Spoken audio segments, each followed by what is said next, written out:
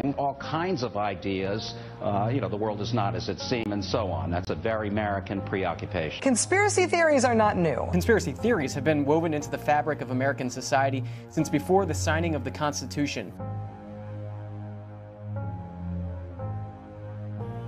A lot of these conspiracy theories have a presence, or at least a grudging acceptance, within the political mainstream. It's out there. It's become part of pop culture now. I see the pretty mainstream conservative media really flirting with these folks and maybe starting to mainstream some of this craziness, so we maybe won't be able to ignore it. Wingnuts, how the lunatic fringe is hijacking America. The fringe has become the center. The Republican chairman of Homeland Security is writing conspiracy theory letters, and they're convening conspiracy theory hearings, and Republican senators are introducing conspiracy theory legislation. You have politicians who are, repeating conspiracy theories, who are advocating conspiracy theories. The most influential conservative media online is full-on embracing the conspiracy theorists. Every conspiracy theory are all coming together, and they've created this narrative, but it's all out of their talk radio base. It's all out of their right-wing online base, and they've now converged on Congress, and they've pulled them into the conspiracy theorizing too. It's brilliant. Reality has been subsumed into a conspiracy theory.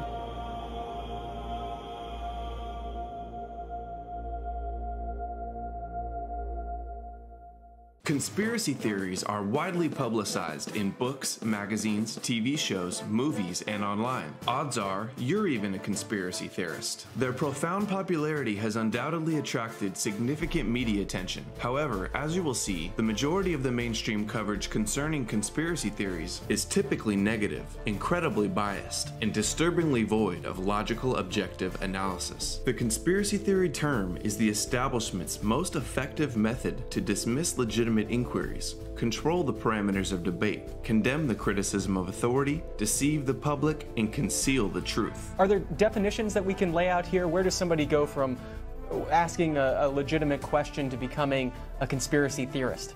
The Merriam-Webster Dictionary defines a conspiracy theory as a theory that explains an event or situation as the result of a secret plan by usually powerful people or groups. A theory is an idea that is intended to explain facts or events, and conspiracy is clearly defined in criminal law as an agreement between two or more persons to commit a crime at some time in the future. Thousands of people are found guilty of conspiracy charges every year in courts around the world because conspiracy is an inevitable component of human nature and society. By definition, conspiracy theory is a neutral term. It doesn't mean anything good or bad, it just means a theory about a conspiracy. However, the media has hijacked the term and uses it in a vastly different way. When someone in the United States says that that's a conspiracy or that's a conspiracy theory, by definition they mean it is irrational, illegitimate, and without proof. When we talk about conspiracy theories, we tend to speak about them in a negative light because the very word conspiracy implies something negative, I think. A conspiracy theory no longer means an event explained by a conspiracy. Instead, it now means any explanation or even a fact that the establishment does not acknowledge or recognize as true. The only real criteria for a subject to be considered as a conspiracy theory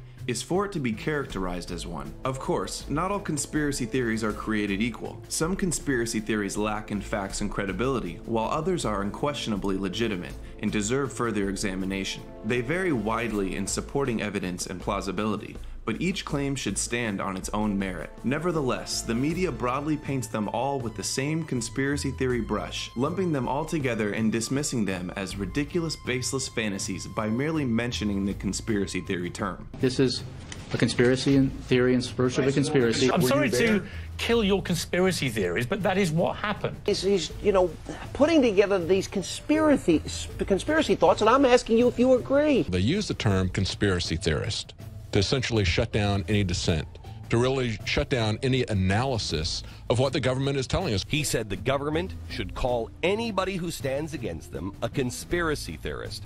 This isn't a conspiracy theory. Kind of an out-there conspiracy theory which does not warrant a lot of attention. To discount something as a conspiracy theory is to shut it down without actually answering a question. It's a typical political move. The bottom line is that this is a group that is driven by conspiracy theories about the government. If you know anything about disinformation, if you know how governments discredit other governments and discredit movements, they always say conspiracy theory. It's the first thing you go to because people don't want to be involved with conspiracy theories in any language, in any country. They just don't want to be involved in it. It's just this term that's become this Pavlovian conditioning technique, and once that's thrown out, we've all been trained to run away from whatever subject is being talked about. As long as you can just frame it as conspiracy theory, then you can get people to stop taking a look at it. Outrageous, ridiculous conspiracy theories about how the world works, giving the impression that everyone's running around wearing a tinfoil hat. I was called a conspiracy theorist in the mainstream media, and I know you've been called one too, and I think it's really important to address this pejorative term. This woman, we need to be clear, is an out-and-out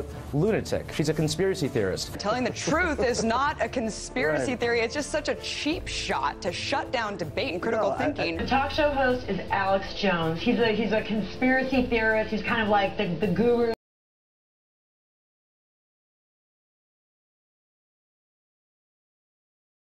Theorists, you relish the word. The king of conspiracy, radio show host Alex Jones. I'm not the king of conspiracy, I'm the king of reality. Conspiracy theorist Alex Jones. Conspiracy theorist Alex Jones. Conspiracy theorists and conservative radio hosts like Alex Jones. They just marginalize him by calling him a conspiracy theorist. I don't know what he is, except a conspiracy theorist. All you've got is shooting your mouth off with that cliched term. They go, you're a conspiracy theorist. They use it as a crutch when you're not intellectually informed. What we have here is a conspiracy theory. Mr. Barrett is a conspiracy theorist. He runs conspiracies. The lamest excuse for an attempt to debunk a conspiracy story that I've ever heard. This guy has absolutely no grasp of any of the evidence. So rather than arguing the evidence with us, they have to attack the messenger. So he starts claiming that I have a website that has information about conspiracies. And he uses this pejorative term, conspiracy theorist, to try to say that don't listen to what I say. This has nothing to do with the actual evidence of the event that we're talking about. And the reason that he's distracting you and trying to divert your attention away from this case is because that he knows he doesn't have a case. The only response they had was, oh, that's a conspiracy theory. That's literally the best way to not argue someone on a point or facts. If you discount it as a conspiracy theory, everyone's brains turn off. They say, oh, it's a conspiracy theory. And even questioning the most basic understanding of things, a 4-year-old would question things. And if you question it at all, you're crazy, un-American, and totally disenfranchised. I just don't understand the hatred for the country. I don't get the hatred for the country, Bo. Most of these people buy into this. They just hate the country. It's just something that people have to be negative. Whether or not you know who did it and why is not the question to me. Right. You can actually say, as an American, I don't believe the official story. Right. And still be crucified as a kook, talentless, and somebody who doesn't deserve to be in the country. Move is what people would say to me. Why don't you move? There's a certain political etiquette, I would call it, about what is proper to discuss and not proper. And if it's too difficult, it becomes over the pale. It becomes conspiracy nut stuff. It's not just the information you put out, it's even asking the question, which is not permitted. I ask questions, and what perturbs me is that you don't get answers. Nobody wants to talk about it. This event that changed our entire history of our country, why aren't we allowed to discuss it? Why aren't we allowed to ask questions? The moment you do, you get a reaction like he gave me. How dare you? How dare you question your government? In this country, I thought before, and it was good to ask questions. It was Challenge authority. Challenge authority. But now apparently we've changed to where you're not allowed to challenge authority. You have to accept what the government tells you, keep your mouth shut, and stay in line. Well, that's not the America that I served as the military. If someone wants to dig deeper and not accept the government's analysis at face value, they're considered almost un-American. The overwhelming majority of Americans don't believe the official story, yet anyone who questions it is labeled fringe, a conspiracy theorist. And we're not even saying what happened. We're questioning things. We're questioning based on reality and statistics and facts and information. They won't even listen to them enough to see if what they're saying is true. And that's really sad, but it's dangerous.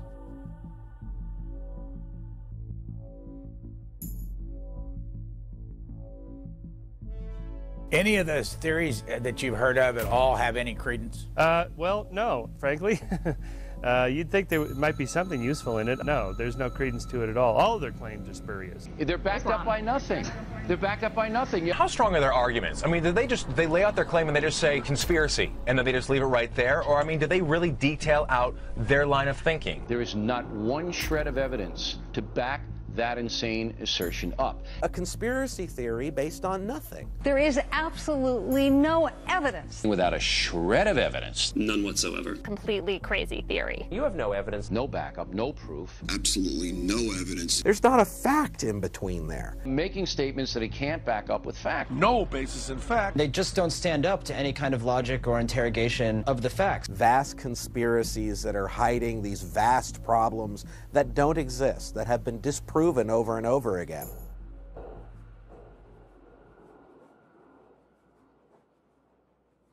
That preposterous theory that's been disproven time and time again. We lined up all of their claims in our special issue and knocked them down one by one. It's all been hackneyed and pulled apart and you know, thoroughly debunked. Conspiracy theories, which are not true. Don't give me the conspiracy bullshit. Come on, you're a more intelligent man than that.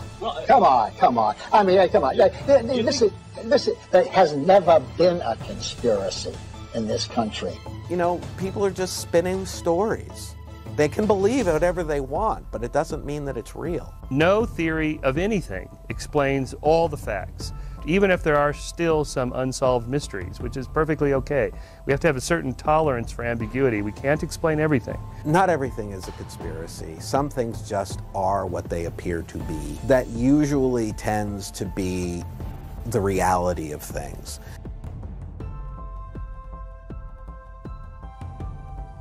The limits of debate in this country are established before the debate even begins, and everyone else is marginalized. They're made to seem either to be communists or some sort of disloyal person, a kook, there's a word, and now it's conspiracy. See, they've made that something that should not be even entertained for a minute, that powerful people might get together and have a plan. Doesn't happen. You're a kook. You're a conspiracy buff. The mainstream media's agenda is clear. They want you to believe that conspiracies don't exist, the world is exactly like they say it is, and anyone who disagrees is to be marginalized, mocked, and shamed. True investigative journalism would genuinely examine the evidence, rationally debate the issues, and logically come to conclusions. But instead, the corporate mainstream media shamefully resorts to deceptive tactics, incessant ridicule, and hostile name-calling. They're a bunch of nutcases. Nutty conspiracy garbage? Only those considered nut jobs question the official conclusion. They're marginal nuts. These nuts are still in the shadows, Mike.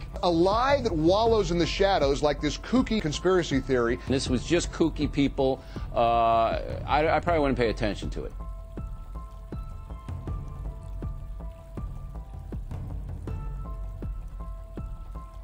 There have always been crazy people who gravitated, if they have schizophrenia, who gravitate toward conspiracy theories. Crazy nut jobs have always been there. All right, the evidence is overwhelming to you because you're Sure a conspiracy nut. He's considered a crank and a kook by most academics. Some nutty college professors are trotting out that nonsense, and apparently some Americans are buying it. Most people think you're a nut. Most people think your views are not even worth listening to. Conspiracy nuts.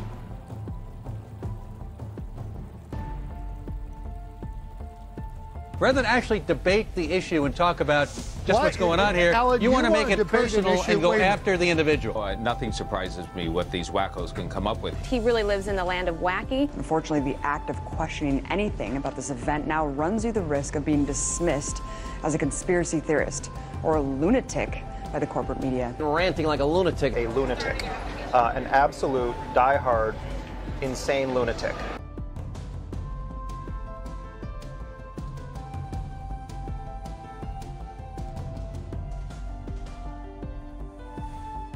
Conspiracy theories, it was a real buzzword for loonies. They're idiots. He has the right to be an idiot. I'm trying to get beyond the idiot calling and actually have a conversation with you if that's possible. He is an idiot. Can we believe, all right, we've already established that you think he's an idiot. That's your level of debate. Stupid conspiracy theories. They are paranoid. You cannot argue logic to someone who is mentally ill. Just think of them as mental patients. So that's what I do with conspiracy theorists. They're off their rockers. These are the type of people that should not have their hands on weapons. These are the type of people that should not have a platform to speak. These are the the people that should be seeking mental help and evaluation. This man has problems.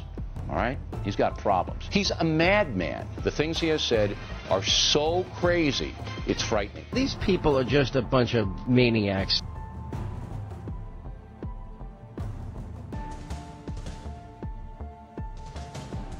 The question is why? Why do people believe these things? Yeah, I spent all day today talking to scholars and academics who have studied conspiracy theories. These are people who are inclined to believe that the government is out to get them anyway. The media is in cahoots with it. These aberrant thoughts about how the government is out to pull the wool over our eyes, if you will. I always believe it's to exercise a level of intelligence over other people, like they know something that you don't. I think you're right. I think it's people who are looking for drama, who have general angst in their lives, to have very little to talk about that's interesting. They feel like they are part of some enlightened fight against the establishment. You see them come to life. They become animated when they talk about these theories and that they're going to persuade me to change my mind into belief. And I think it gives them a sense of authority or power.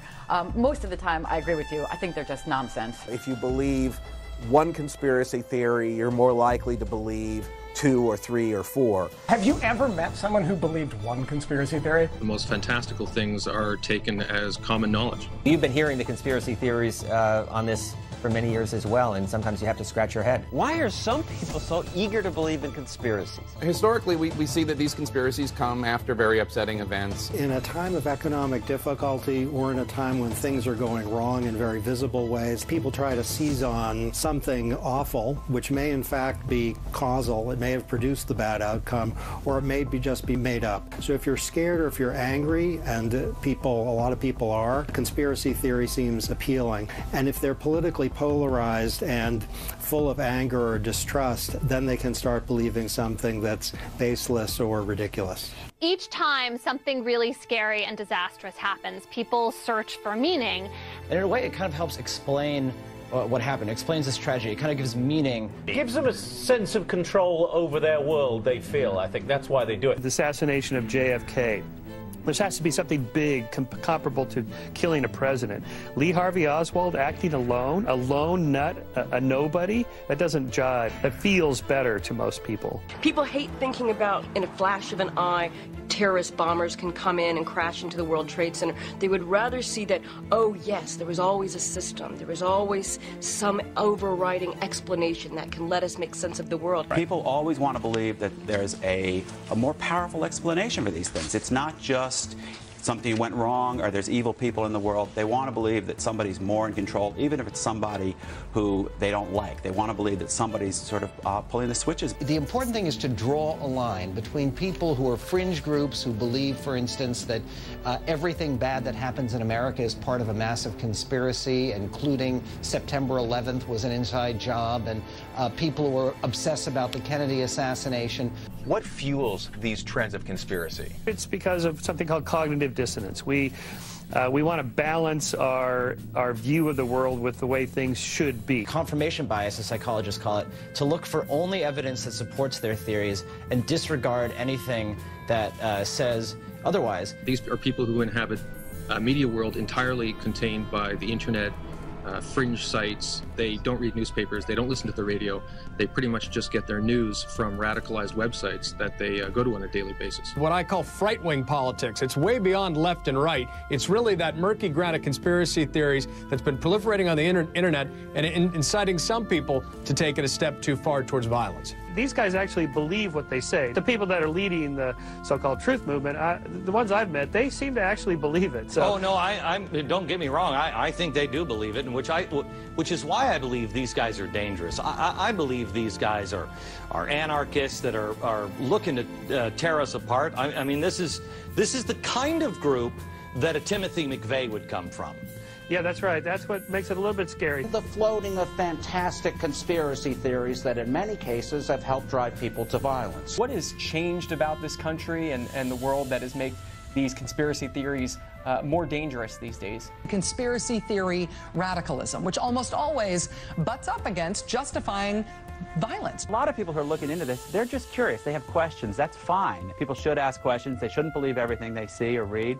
But when you start asking those questions, then you have to pay attention to the answers. And what the conspiracy people do is they reject the vast body of reasonable accounts, and then they seize on these few little anomalies that they think disprove the mainstream view. What people do on the fringes is they take those anomalies and they try to construct a whole new theory, but the new theory doesn't explain all the old facts that the old theory explains just fine. Conspiracy theorists, like all sorts of theorists, take disparate facts and put them together.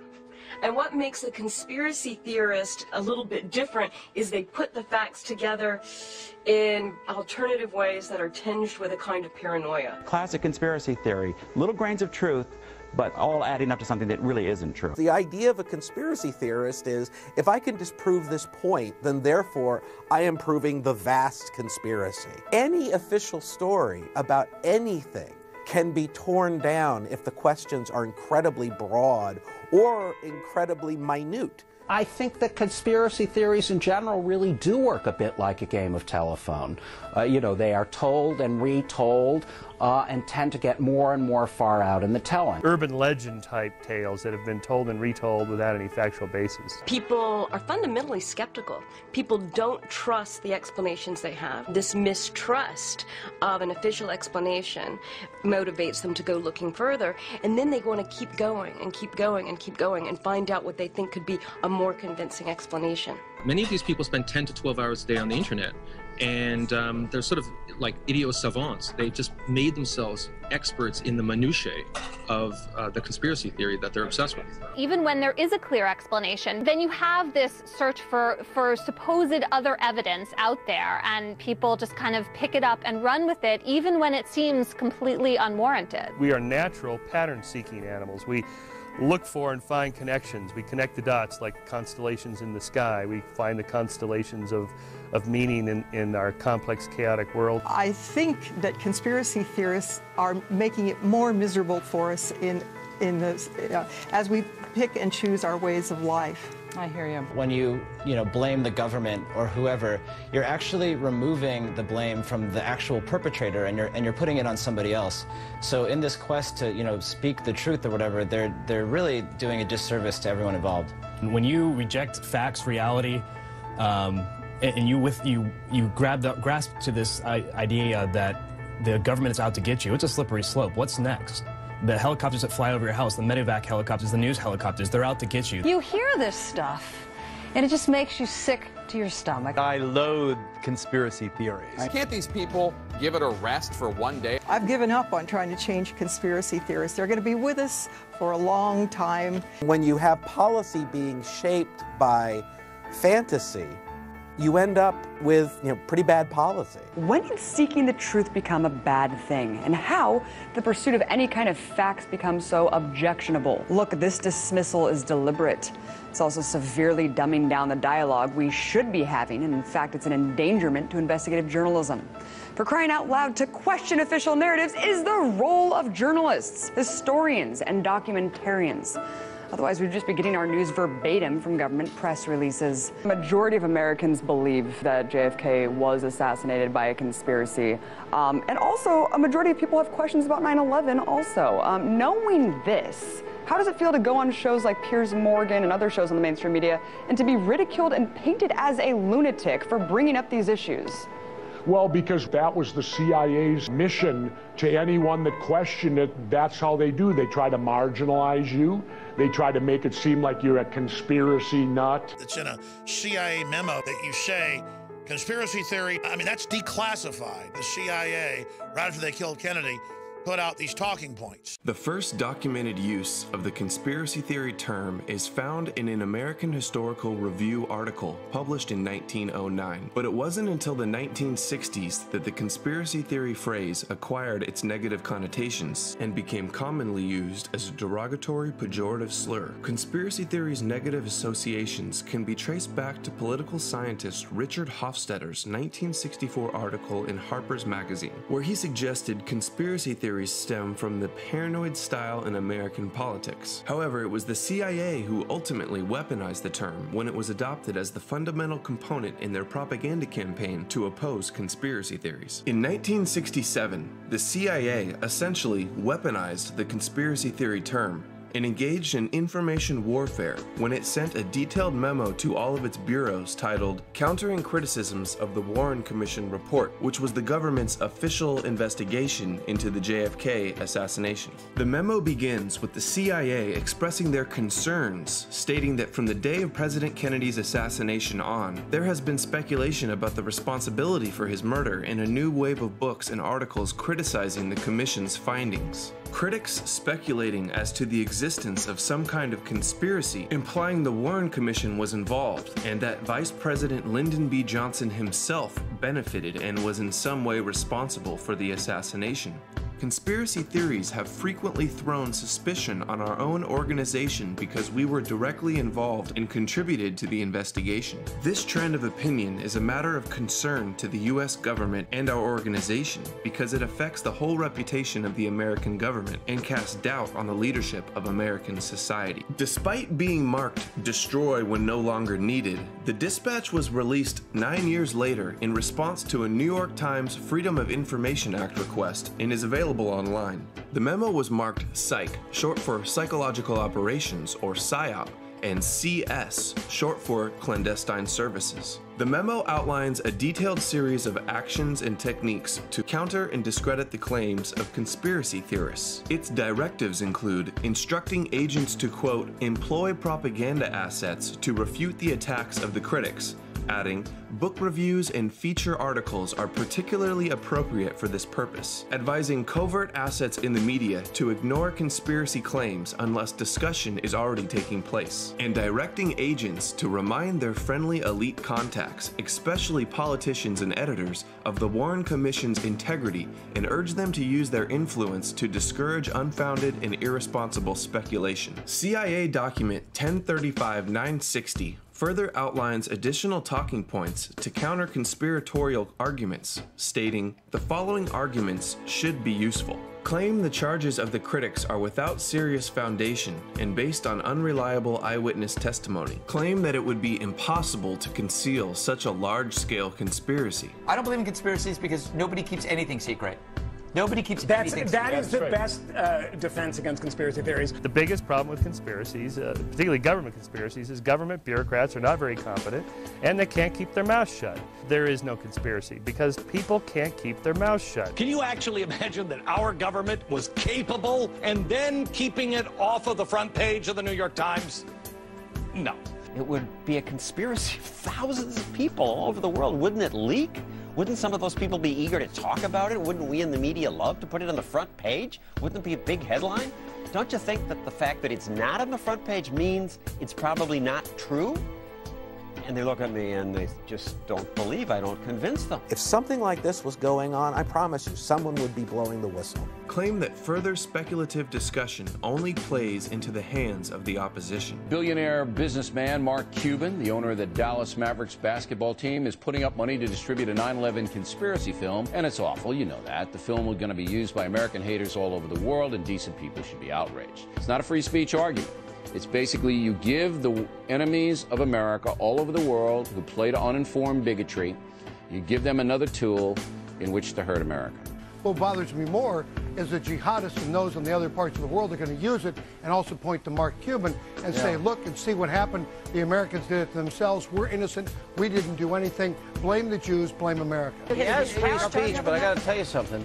This will be used by America's enemies as propaganda. Yeah. This is dangerous propaganda. It would not have happened in World War II. This is going to get Americans killed.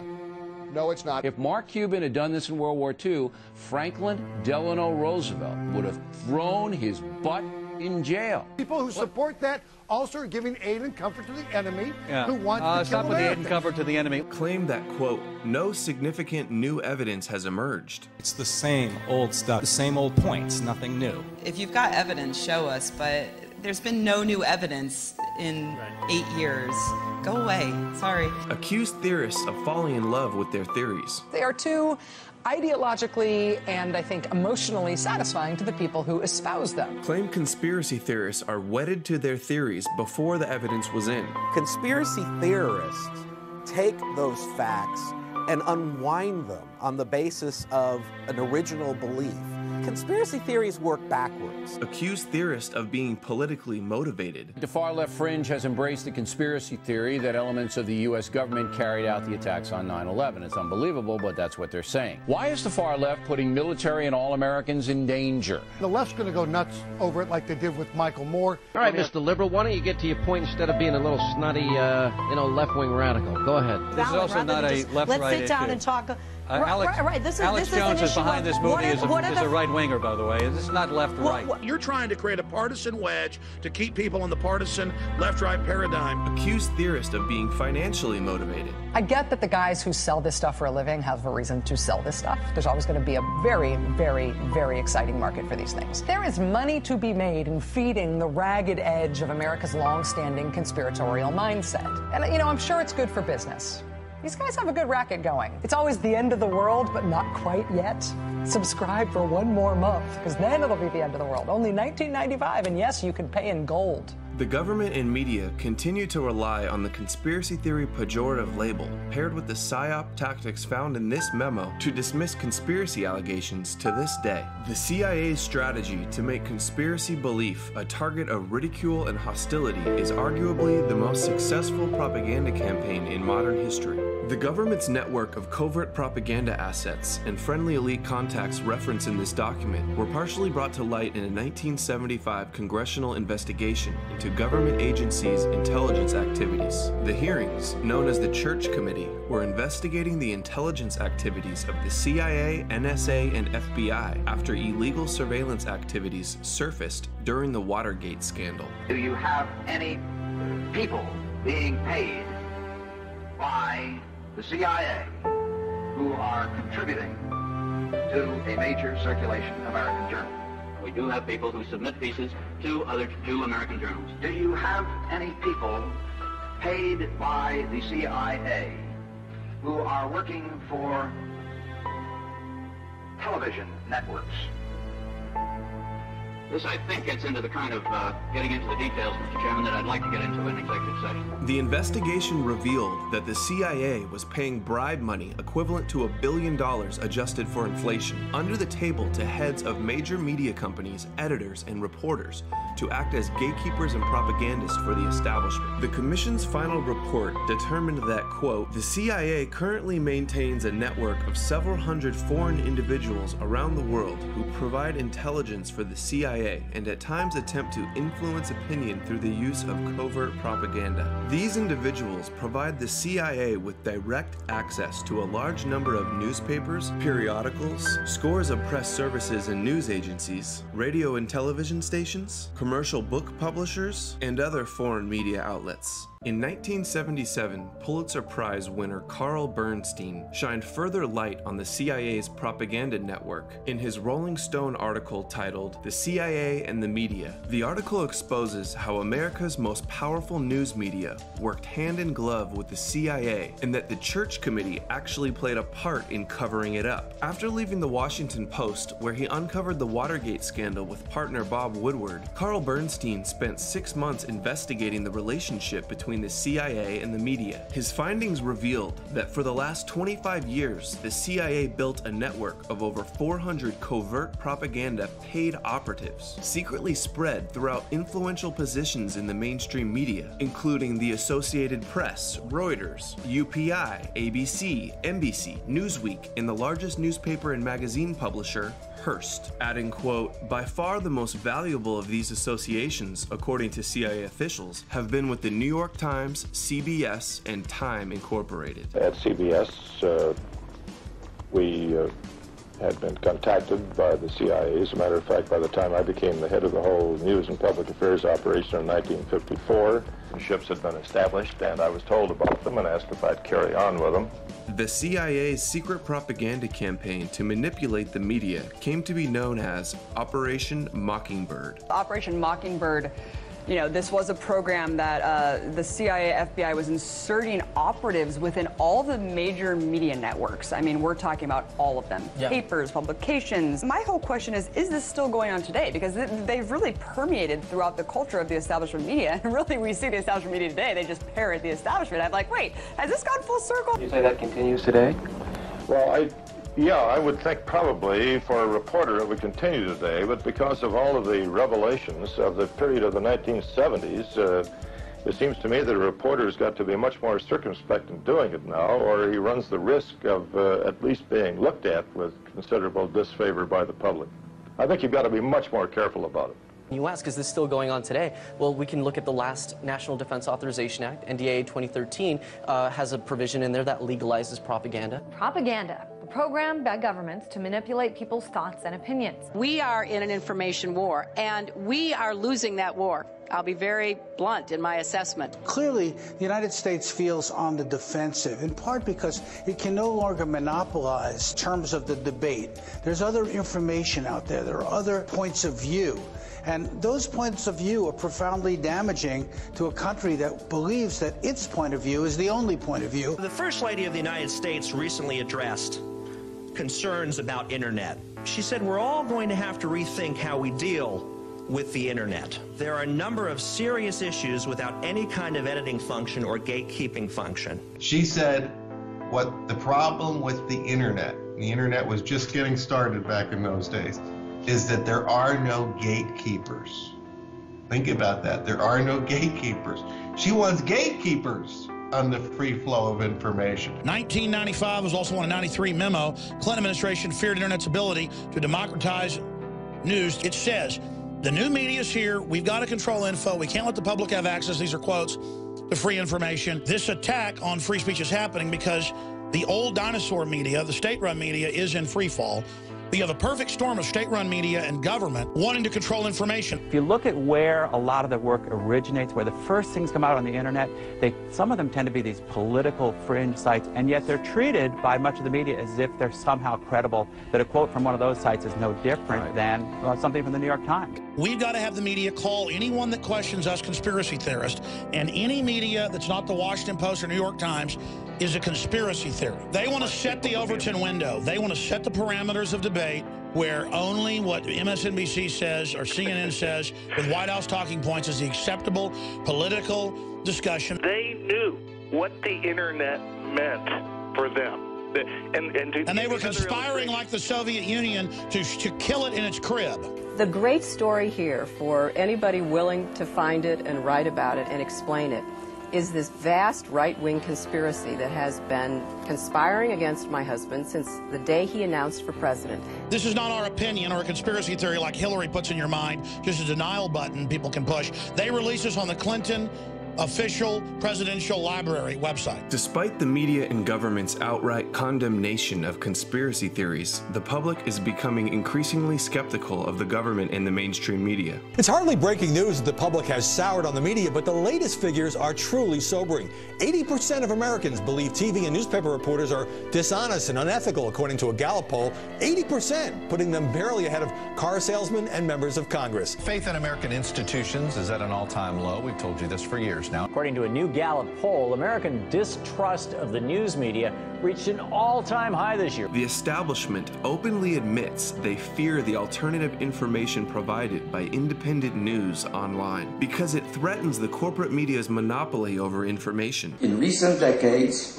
worldwide social change has experienced unprecedented historical acceleration, particularly because instant mass communications, such as radio, television, and the internet, cumulatively have been stimulating a universal awakening of mass political consciousness.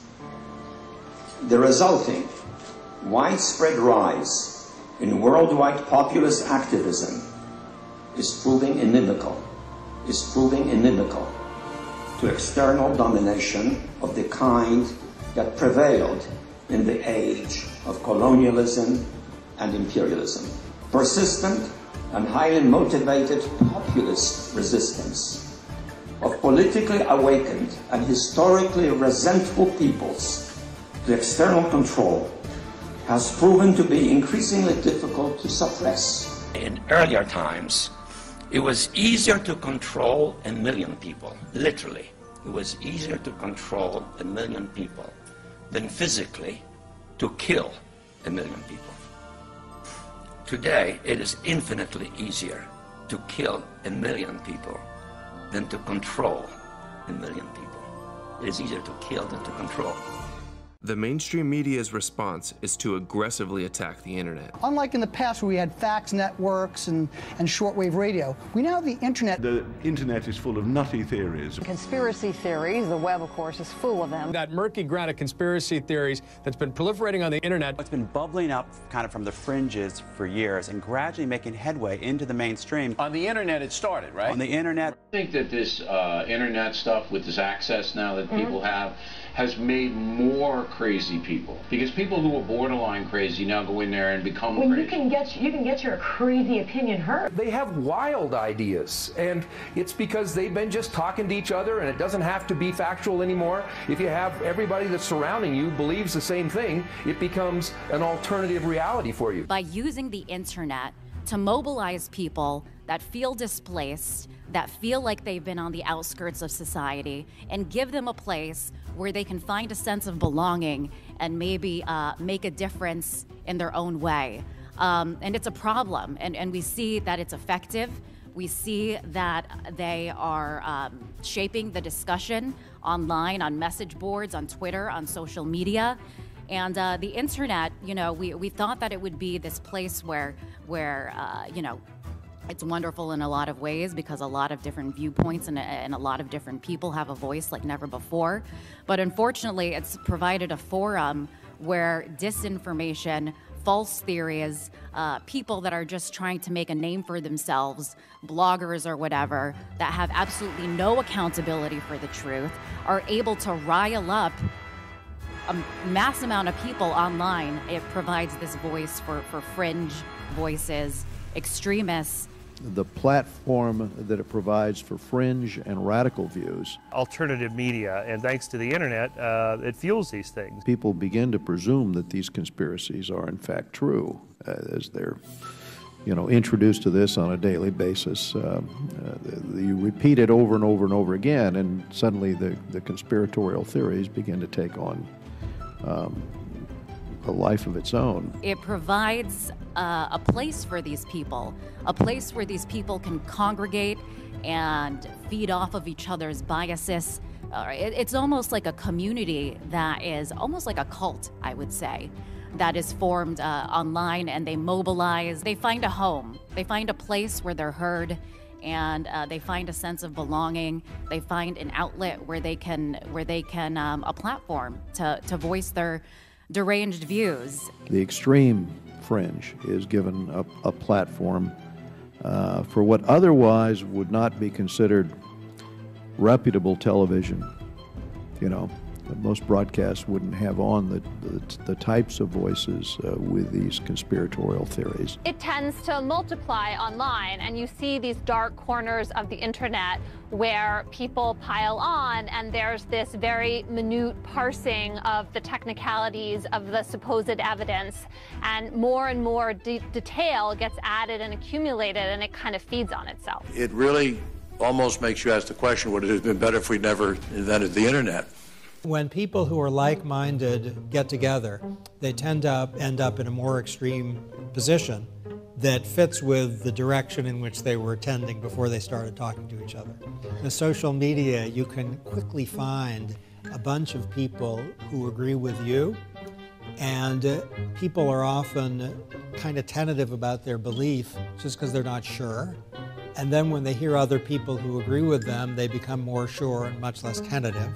The fact that you can find like-minded others in a heartbeat, that's a problem. The establishment's solution to this terrible conspiracy theory problem was revealed by this man, Harvard law professor Cass Sunstein. In 2008, shortly before being appointed by Obama to the cabinet-level position commonly referred to as the Information Czar, Sunstein published an essay out of Harvard Law School titled "Conspiracy conspiracy theory. He prefaces the 30-page white paper with a warning that those who subscribe to conspiracy theories may create serious risks, including risks of violence, and the existence of such theories raises significant challenges for policy and law. He writes that his objective is to understand the mechanisms by which conspiracy theories rise, spread, and prosper, whether to ignore or rebut a conspiracy theory, and to understand how such theories might be undermined, and to offer recommendations for governmental actions. Sunstein begins with the claim that conspiracy theorists typically suffer from crippled epistemology, meaning they know very few things and what they know is wrong, and that they only hear the conspiratorial accounts. He doesn't provide any footnote or evidence that conspiracy theorists are more likely than others to get their news exclusively from one source, but he uses this false premise as his justification to rationalize his authoritarian proposals. Sunstein's admitted goal is for the government to eliminate conspiracy theories, but claims they will only do so if it improves social welfare. He considers several startling policy responses to dampen the supply of conspiracy theories, including having the government ban conspiracy theories, having the government tax conspiracy theories, have the government itself engage in counterspeech to discredit conspiracy theories, have the government formally hire credible private parties to engage in counterspeech, and have the government informally encourage credible private parties to help. You may be thinking, no way, the government would never actually ban or tax Americans' free speech. That violates the First Amendment. But this constitutional law professor does not rule out banning and taxing conspiracies. He states that each instrument has a distinctive set of potential effects, cost, benefits, and each will have a place under imaginable conditions. And if a conspiracy theory became so pervasive and dangerous that censorship would be thinkable, wouldn't you just love to hear what circumstances Sunstein believes would justify repealing the First Amendment? Sunstein ultimately determines that his main policy recommendation is for the government to engage in what he calls cognitive infiltration. He defines cognitive infiltration as introducing diverse viewpoints and new factual assumptions into the hardcore extremist groups that propagate conspiracy theories. In other words, he wants government agents or their allies acting either virtually or in real space, and either openly or anonymously, to undermine the crippled epistemology of those who subscribe to conspiracy theories by planting doubts about their theories and thereby introducing beneficial cognitive diversity. Sunstein suggests that government agents and their allies enter chat rooms, online social networks, or even real space groups and attempt to undermine conspiracy theories by raising doubts about their factual premises, casual logic, or implications for political action, adding that government officials would participate anonymously or even with false identities, because government cannot be seen to control the independent experts. Although government can supply these independent experts with information and perhaps prod them into action from behind the scenes, but too close a connection will prove self-defeating if it is exposed. When confronted about his Orwellian proposals by independent journalist Luke Rudkowski from We Are Change, Sunstein played dumb and claimed he didn't remember the article, implied that he didn't really write those things, yet he refused to retract his statements and said he's just focused on doing what his boss, the president, wants him to do. Where you openly advocated government agents infiltrate activist groups of 9/11 Truth and also stifle dissent online. I was wondering, why do you think it's the government's job, or why do you think the government should go after family members who have questions about 9/11, responders who are lied to about the air, survivors whose testimony commits, and also government whistleblowers that were gagged because they released information that contradicts the official story? Why do you think the government should do that? I think as Ricky said, I've written hundreds of articles, and I remember some and not others. That one I don't remember very well. I hope I didn't say that. But whatever was said in that article, my role in government is to oversee federal rulemaking in a way that is wholly disconnected from the vast majority of my academic writing, including that. So I know that I'm just asking because you may be the next Supreme Court Justice, or allow me to point to, and you did write those things, and that's why I want to bring them up to you. So all I can say is there are a lot of things that I've written, I guess, and there are even more things I've said to have written. And, I may agree with some of the things I've written, but I'm not exactly sure. Focus on what my boss wants me to do. I just want to know, is it safe to say that you retract saying that conspiracy theorists should be banned or taxed for having an opinion online? Is it safe to say that? I don't remember the article very well, so I hope I didn't say either of those things. But you did, and it's written. Do you retract them? I'm focused on my job. So you're not retracting that? Do you still believe that? Do you still believe that people shouldn't have freedom of speech? Thanks very much. Yeah, I'm happy to talk about this, by the way. I can go on the record. He's the man who wrote about it. So Cass, do you still believe in the Joseph Goebbels approach? Please don't. Please don't. I'm asking a question. I know, but you're. I'm asking a question. Just, it's the job of a journalist to ask questions. Sunstein then runs away from the question like a coward. Pretending he doesn't remember the article is a bold-faced lie and an insult to our intelligence. The paper was already receiving a great deal of criticism at the time, and he even released a book shortly after titled Conspiracy Theories and Other Dangerous Ideas, where he expanded on the paper. He should have just named his book Dangerous Ideas by Cass Sunstein, because nothing is more dangerous than promoting government censorship in covert propaganda. But when someone calls Sunstein dangerous, it's all a big joke to him. The great quote, which is on the back of Cass's book, it's from Glenn Beck, and it says, "Cass Sunstein is the most evil man, the most dangerous man in America." Bravo. That's you can't do better than that for an introduction. Despite the Orwellian policies in Sunstein's paper and the government's long history of secretly manipulating the media, any accusation that media figures may be covert government agents is dismissed outright. Changing the mind of conspiracy theorists is often very hard to do. It's true, and here's why that's a lie, and you're part of a conspiracy. And so it ended up that when you gave them evidence to the contrary, they believed the original theory even more. Conspiracy theorists believe that the agents of the conspiracy have unusual powers, so that apparently contrary evidence can be seen as a product of the conspiracy itself. They assume that's all just, government plants or something. It's hard to fix it because it has a self-sealing quality. Anything can be folded into the original conspiracy. Of course, the denial is part of the conspiracy. It's very hard to break a conspiracy theory. Joining me now is Harvard Law School professor and author of the new book, Conspiracy Theories and Other Dangerous Ideas, the man himself, Cass Sunstein. Cass, am I to believe it's you, or is it just a hologram that appears to be you?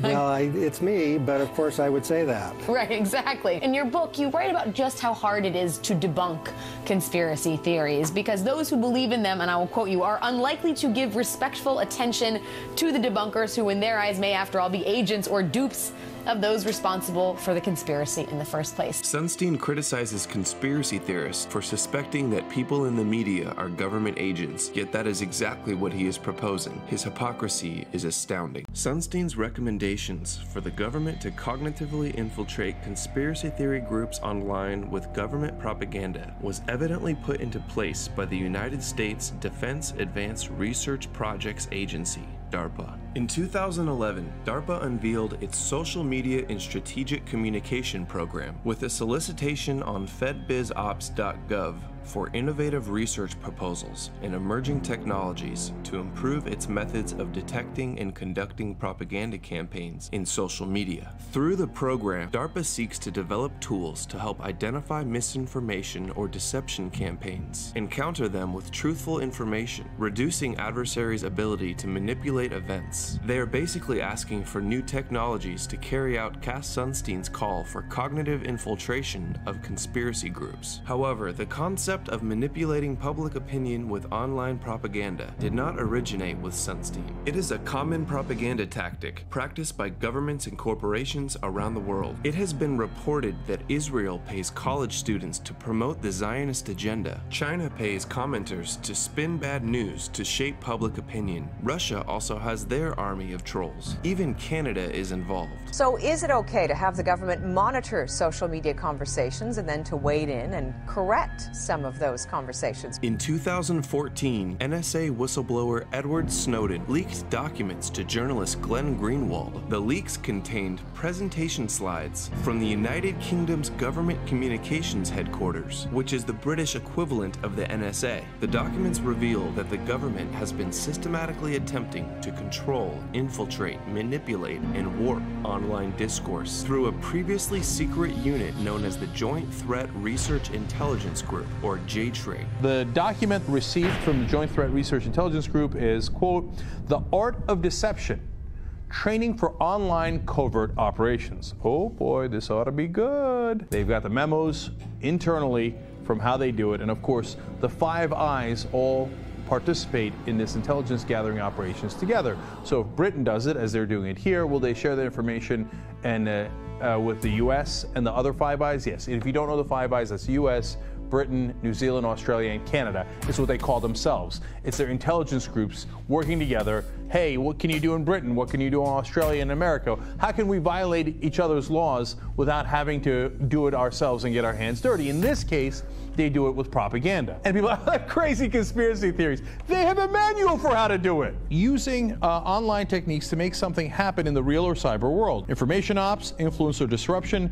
technical disruption, known in GCHQ as online covert action, the 4 Ds: deny, disrupt, degrade, deceive. Under the title Online Covert Action, the documents detail a variety of means to engage in influence and info ops, as well as disruption and computer net attack, while dissecting how human beings can be manipulated using leaders, trust, obedience, and compliance. In other words, they have a manual on how to get you to bow your head.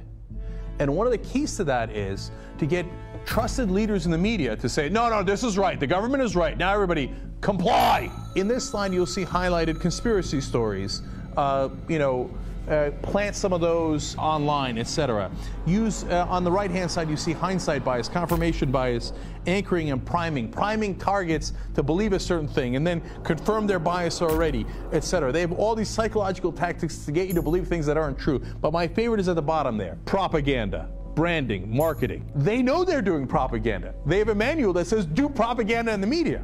And one of the things they do is they get thought leaders in the media to totally agree with the government, use compliance, obedience, and social networks. This is Propaganda 101 manual. We've literally got it now. Now we know exactly what the government's up to. So when you see this online, know that that's exactly where it comes from. It's scary stuff, man, that this is what our government is now doing. The British government and all the Five Eyes that cooperate with them.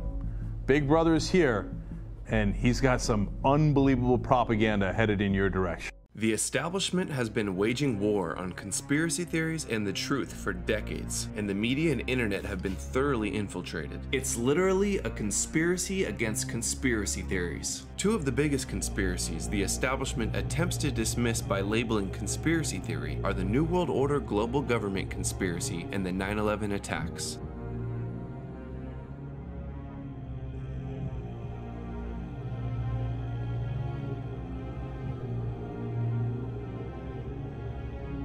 For people perhaps not familiar, New World Order is generally accepted to be a conspiracy theory where people believe that there are elites out there forming some sort of special authoritarian government. This is the generally accepted view of what New World Order means. A lot of times when people use the term New World Order, you're already into the conspiracy arena. A belief in an overarching conspiracy of a New World Order. A New World Order. The New World Order, which is kind of a growing conspiracy group that believes the world is going to be taken over by forces in black helicopters and so on. Wild conspiracy theories, New World Order, that kind of stuff. They do not view the federal government as we do, as representatives of us, what they regarded as an oppressive force that is trying to have a UN kind of sanctioned takeover and elimination of our rights. There are actually people saying they're going to shuffle us off all onto train cars and send us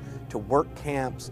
I mean, it's crazy stuff. Conspiracy theory, the idea that the government is secretly plotting to impose martial law, to take Americans' guns away from them, to throw anyone who resists into concentration camps that have been built by FEMA secretly, and ultimately to force the United States into a kind of socialistic one-world government, the so-called New World Order. The New World Order, fiat currency, the adoption of fiat money, meaning paper money that is not backed by gold.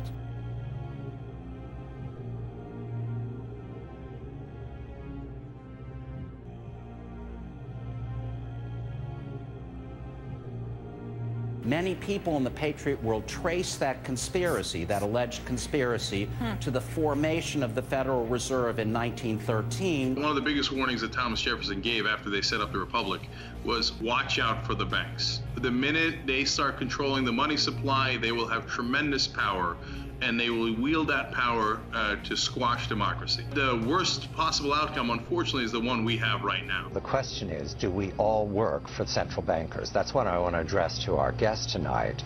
Is this global governance at last? Is it one world, the central bankers in charge? Aren't we all just living and dying for what the central banks do? Well, of course we are, because if we look at the economic data, there's nothing to get excited about in that. What should be the proper relationship between a chairman of the Fed and a president of the United States? Well, first of all, the Federal Reserve is an independent agency, and that means basically that there is no other agency of government which can overrule actions that we take. Is the Federal Reserve a conspiracy theory? A lot of people in Washington are starting to believe that. I don't think so. It's a long-standing institution that's designed to stabilize the economy, and whether it makes mistakes or not, works or not, it's not a conspiracy. Tell that to some members of Congress. The Fed is an independent institution, which means that it's not subject to Congress. The president doesn't have oversight of the Fed. The Fed is a separate entity. Who has oversight of Janet Yellen? Janet Yellen is principally the person who has oversight of Janet Yellen. We just want to let you know the New World Order has no legitimacy, and that we as a people are not afraid, and we are waking up to the robber barons and the big banksters who are looting this economy with the Federal Reserve. Well, we have mega banks that are getting $85 million a month of U.S. taxpayer money. Most of it goes to Europe and England. British taxpayers, EU taxpayers have to pay to these mega bankers. They're in there setting this up. It's come out. Those things all relate to a single conspiracy theory, the idea that there is a plot on the part of the government to create a one-world government, a socialistic, totalitarian regime, to be called the New World Order. We have before us the opportunity to forge for ourselves and for future generations a new world order, a world where the rule of law, not the law of the jungle, governs the conduct of nations. A new world order can emerge, a new era, freer from the threat of terror, stronger in the pursuit of justice, and more secure in the quest for peace. An era in which the nations of the world, East and West, North and South, can prosper and live in harmony. What is at stake is more than one small country. It is a big idea, a new world order. When we are successful, and we will be, we have a real chance at this new world order, an order in which a credible United Nations can use its peacekeeping role to fulfill the promise and vision of the UN's founders. When our founders declared a new order of the ages, they were acting on an ancient hope that is meant to be fulfilled. 100 generations have searched for this elusive path to peace, while 1,000 wars raged across the span of human endeavor. Now we can see a new world coming into view. A world in which there is the very real prospect of a new world order. What you had there was a statement of something that was, you know, a very coherent statement of the reality of modern economies that had the words world order in it, which is unfortunate because those words are now buzzwords for conspiracy. We are in a global economy. Nothing will stop that. Jumping from there to this vast new world order conspiracy, There's not a fact in between there. There is a chance for the President of the United States to use this disaster to carry out what his father, a phrase his father used, I think, only once, and hasn't been used since, and that is a new world order. And those people who have been yelling, oh, the UN's going to take over global Conspiracy government. theorists. They've been crazy, but now they're right. Yeah, well, when It's happening. There also exists an extraordinary opportunity to form for the first time in history a truly global society. So that the problem of the Bush presidency will be the emergence of a new international order. Within the next 4 years, we will see the emergence of a new international order. The beginning of a new international order. After 1989, President Bush said, and it's a phrase that I often use myself, that we needed a new world order. I think his task will be to develop an overall strategy for America in this period when really a new world order can be created. It's a great opportunity. It isn't just a crisis.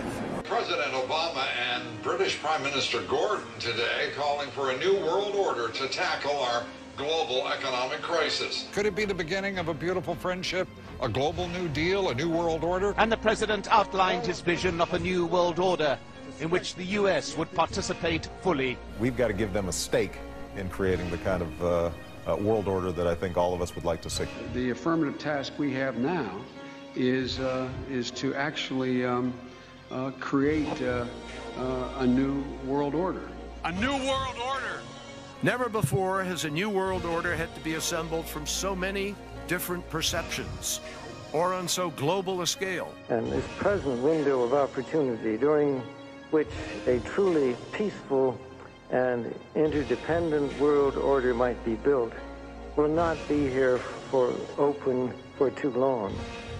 Already there are powerful forces at work that threaten to destroy all of our hopes and efforts to erect an enduring structure of global cooperation. David Rockefeller admits to building a new world order in his book Memoirs, chapter 27, titled Proud Internationalists, where he writes, quote, "Some even believe we are part of a secret cabal working against the best interest of the United States, characterizing my family and me as internationalists, and of conspiring with others around the world to build a more integrated global political and economic structure. One world, if you will. If that's the charge, I stand guilty, and I am proud of it. Proud internationalist." Rockefeller, come back. We don't want your new world order, you know? Rockefeller, we know what you're doing. We know what you're doing to the world. Rockefeller, your new world order will never come in. You're running out of time. We don't want your world government. Leave Chile right now. Your world government will fail. You guys think you guys can run things. You can't. I'm telling you right now, national sovereignty will prevail. You guys will never have a new world order.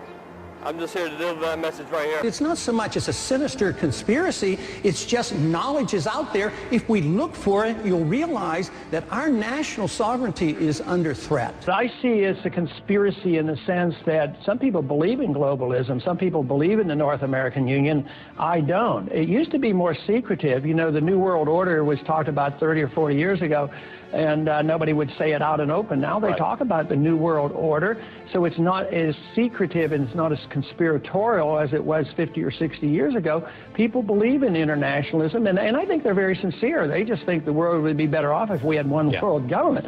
I don't. I mean, I don't even like the size of our federal government, let alone one world government. I want government to be local. Now, I risk sounding like a conspiracy theorist, but it's no longer a theory.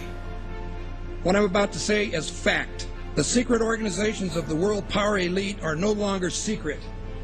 They have planned and are now leading us into a one-world communist government. Through organizations such as the Council on Foreign Relations, the Royal Institute for International Affairs, the Trilateral Commission, the Bilderberg Group, and many others, they have consolidated power on a mass level and are moving towards a world government. On the outskirts of the national capital today, black limousines with darkened windows converged on a hotel where private security guards imposed ironclad control.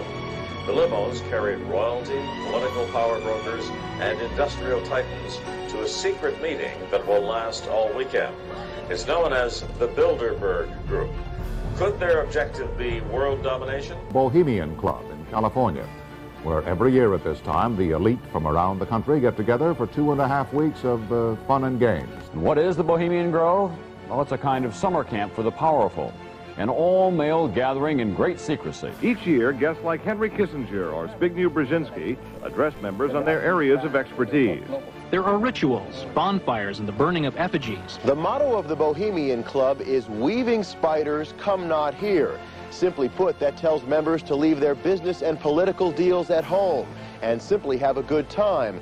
But some people say with this much power and this much money located in one place, there is more to the Bohemian Club than campfires and canoeing. Major decisions are being made there outside of the democratic processes. So this is one of the main meeting houses. There is a very pro-world government, anti-national sovereignty sentiment running through it, and so they bring the media, the top Hollywood people together, the head of banking, the academia, with government, and basically it is a huge networking event where they try to cement this global agenda. I consider yourself a Catholic, but what happens when you worship Moloch at the Bohemian Grove?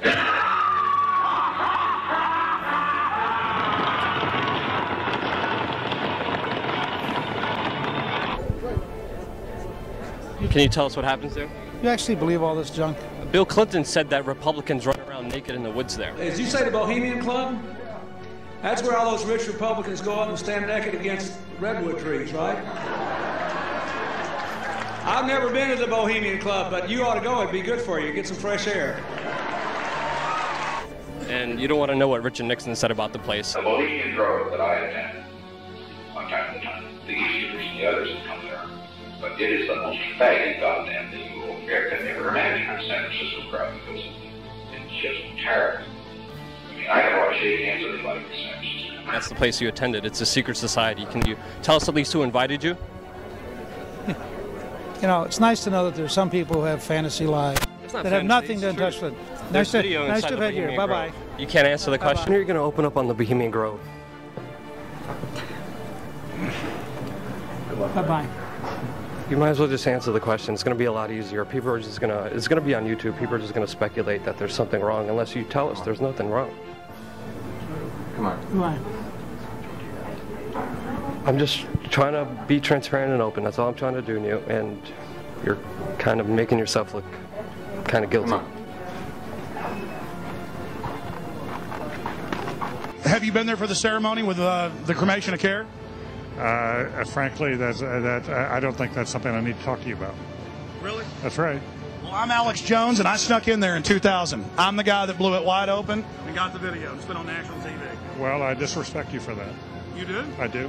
But there's a lot of big public officials going in there. Don't we deserve to know? I don't know anything about you, and I don't know anything about your film. But if you go in there with an understanding, you violated that understanding by releasing that film, and I don't respect you for that. Really? I'm sorry. You took an understanding when you went in there that you would not do that film. And did you have an understanding when you went in there? No. Did you crash it? Yes. Yeah, and it has no trespassing signs there too, doesn't it? No, they put them up after. Oh, I'm sorry. I'm sorry, sir. I've been there before. I know what the circumstances are, and I'm sorry you violated the understandings. That was not a gentlemanly thing to do. But what about the ritual? Is the ritual genuinely?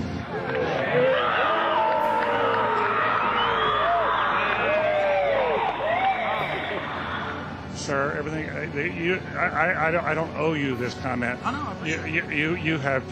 This is what's called ambush journalism, and I disrespect you for that as well. So thank you ever and goodbye. Been the ritual?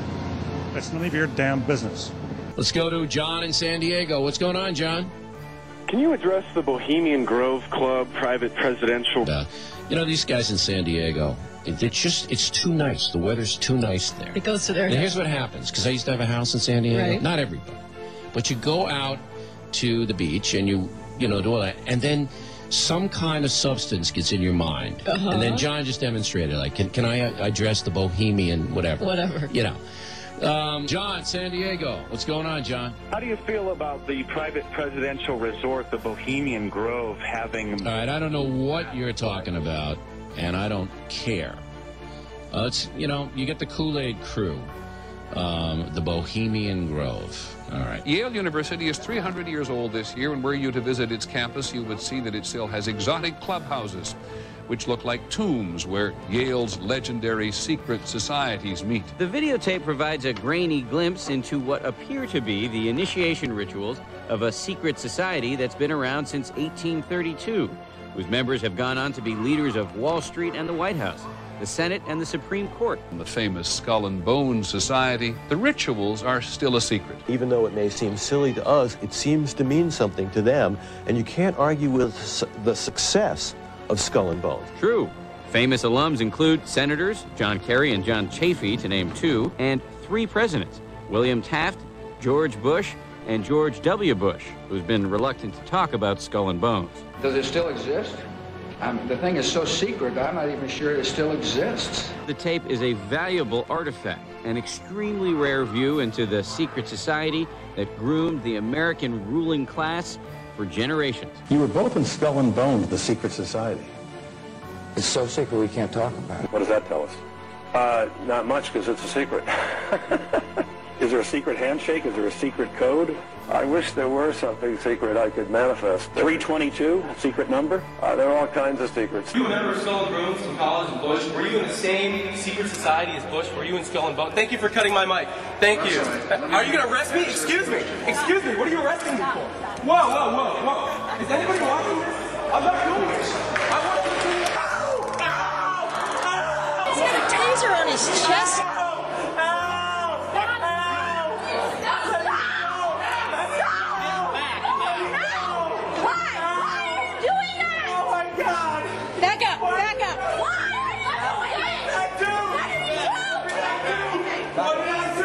Did y'all hear what he asked John Kerry to get himself tasered?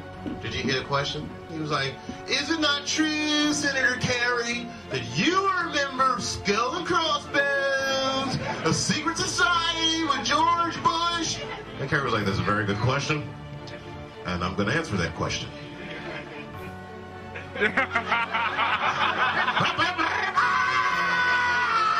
What does that mean for America? The conspiracy theorists are going to go wild. I'm sure they are. I don't know. I haven't seen the web. Number 322? First of all, he's not the nominee. And, look, I look forward... Are you prepared to lose? No, I'm not going to lose. I just wanted to meet them face to face. I wanted them to admit what they were doing. Who is they? He was in the office of the Trilateral Commission. The Trilateral Commission? Yeah, the Trilateral Commission. All right, what is the Trilateral Commission? It's an organization founded in 1973 by David Rockefeller to bring together business and political leaders from the United States, Europe, Japan, so they could work together for better economic and political cooperation between their nations. And that's what they'd like us to believe. But you see, what they're really up to is a scheme to plant their own loyal members in positions of power in this country. Those who are involved in the Trilateral Commission and the Council of Foreign Relations usually ends up in positions of power. To work to erase national boundaries and create an international community, and in time bring about a one-world government with David Rockefeller calling the shot. Would you like to hear the names of just a few of the people who have been on the Trilateral Commission? Not particularly. James Earl Carter. Heard of him? Look, Mr. Klein. Henry Kissinger. You heard of him? Dick Cheney, Bill Clinton, Madeleine Albright, as well as a whole host of well-known politicians and CEOs of multinational corporations like Goldman Sachs, ExxonMobil, Shell, Citigroup, and others. George Bush. Now, you remember at the convention, everybody thought it was going to be Ford for Veep. You know what happened? David Rockefeller just picked up a phone, put in a call. Hey, Ronnie, forget Jerry, it's George. Bye. So, no matter who won in November, they had their man in the White House. He set up the world order with his family, donated the land for the UN, and founded every major private globalist organization in every major country. The Council of the Americas, founder and honorary chairman, David Rockefeller. The Americas Society, chairman, David Rockefeller. The Forum of the Americas, founder, David Rockefeller. The Institute for International Economics, financial backer and board member, David Rockefeller. The Trilateral Commission, founder and honorary chairman, David Rockefeller. Rockefeller's influence also extends to the current administration. He was chairman emeritus of the CFR when Vice President Dick Cheney once served as a director, a relationship that Cheney concealed during his congressional career. It's good to be back at the Council on Foreign Relations. As Pete mentioned, I've been a member for a long time and was actually a director for some period of time. I never mentioned that when I was campaigning for re-election back home in Wyoming. Oh, thank you very much, Richard, and I am delighted to be here in these new headquarters. I have been often to, I guess, the mothership in New York City, but it's good to have an outpost of the council right here down the street from the State Department. We get a lot of advice from the council, so this will mean I won't have this far to go to be told what we should be doing and how we should think about the future. Gentleman right here in the blue. It's been reported that you and your wife are in the globalist CFR, which is the Council on Foreign Relations. I'd like to know if that is true. Well, first of all, I'm not... the Council on Foreign Relations, I don't know if I'm a official member. I've spoken there before. It basically is just a forum where a bunch of people talk about foreign policy. And so there's nothing, there's no official membership. I don't have a card or, you know, a special handshake or anything like that. If you've ever heard any of our call-in shows, you know that we have people that think about the conspiracy theories of people like you. You would be a poster child for these people because you have served on the board of the Council on Foreign Relations. You helped start the Trilateral Commission, and you've been to the Bilderberger groups. Well, yes, I haven't done those for years, so that's partial redemption, I suppose. But otherwise, yes. But what is belonging to all those groups? We talked about the Trilateral Commission when you were here in 1989. But what about the association with that? Are people too close in this world? People in business too close to the governments? Well, you know, there is such a thing as insidious influence. And the question is, how does it operate? Does it involve bribery? And does it involve some sort of psychological domination of individuals? I don't believe in this notion of some sort of secret societies controlling people. But of course, in any political system, there are sort of over-the-table and under-the-table arrangements. How do the American people know that 9/11 was a stage, was engineered by you, David Rockefeller, the Trilateral Commission, the CFR, and Bilderberg Group, sir? How do you know it was a stage? Okay. It's a question. Answer my question. You sponsored Al-Qaeda, sir. You are a criminal. You sponsored Al-Qaeda. In 1979, you gave him money. That's true. You're a CFR scum. You are CFR New World Order scum. You and David Rockefeller will never have a New World Order. Answer my question. Will you please sit down and shut up? Answer. You will never get a New World Order. Never. National sovereignty will prevail. The New World Order is going down, sir. You can laugh. Wake up, people. Wake up. Research the New World Order. This is important. Look it up. Investigate it. You mentioned something earlier that you've done that comes up right in the spot that you're sitting many times by our callers across the country. And that is a suspicion that there is a conspiracy afoot through the Trilateral Commission and the Council on Foreign Relations. You ran the Trilateral Commission for how long? About 3 years, I think. Something like that, 3 years. Not only did I run it, I helped to found it and organize it with David Rockefeller. So if any of our viewers are conspiracy-minded, here is one of the conspirators. It's a criminal, illegitimate, foreign banking cartel that runs America. 118 people only sit on 288 corporate boards that unify kind of this media conglomerate and corporate America. So you have people involved in Kraft Foods, Monsanto, so many different things, defense corporations, the pharmaceutical industry, lobbying together, all sitting on these boards, and it really is such a small amount of people really controlling all these things from the top down. It's a big club, and you ain't in it. You and I are not in the big club. The owners of this country, the real owners, the big wealthy business interests that control things and make all the important decisions, they own you. They own everything. They own all the important land. They own and control the corporations. They've long since bought and paid for the Senate, the Congress, the state houses, the city halls. They got the judges in their back pockets. And they own all the big media companies, so they control just about all of the news and information you get to hear. They got you by the balls. Hundreds of mainstream news articles a week are saying there is a new world order, a global government. It will be run by the very banks that are collapsing society by design. Here is Time Magazine headline, New World Order, and they say a new bank of the world will rule the United States. Here is the Financial Times of London, and now for a world government is the headline. They're openly announcing that the banks will rule the planet. The ultimate goal that these people have in mind is the goal to create a one world government run by the banking industry, run by the bankers. I met Rockefeller through a female attorney I knew who called me up one day and said, one of the Rockefellers would like to meet you. I said, sure, I'd love to meet him. And I met him and I liked him, and he was a very, very smart man. And we used to talk and share ideas and thoughts. And he's the one who told me 11 months before 9/11 ever happened that there was going to be an event. Never told me what the event was going to be. And out of that event, we were going to invade Afghanistan to run pipelines from the Caspian Sea. We were going to invade Iraq to take over the oil fields, establish a base in the Middle East, and make it all part of the New World Order. Later, 9/11 happened. And I remember he was telling me how you're going to see soldiers looking in caves for people in Afghanistan and Pakistan and all these places. And there's going to be this war on terror, of which there's no real enemy.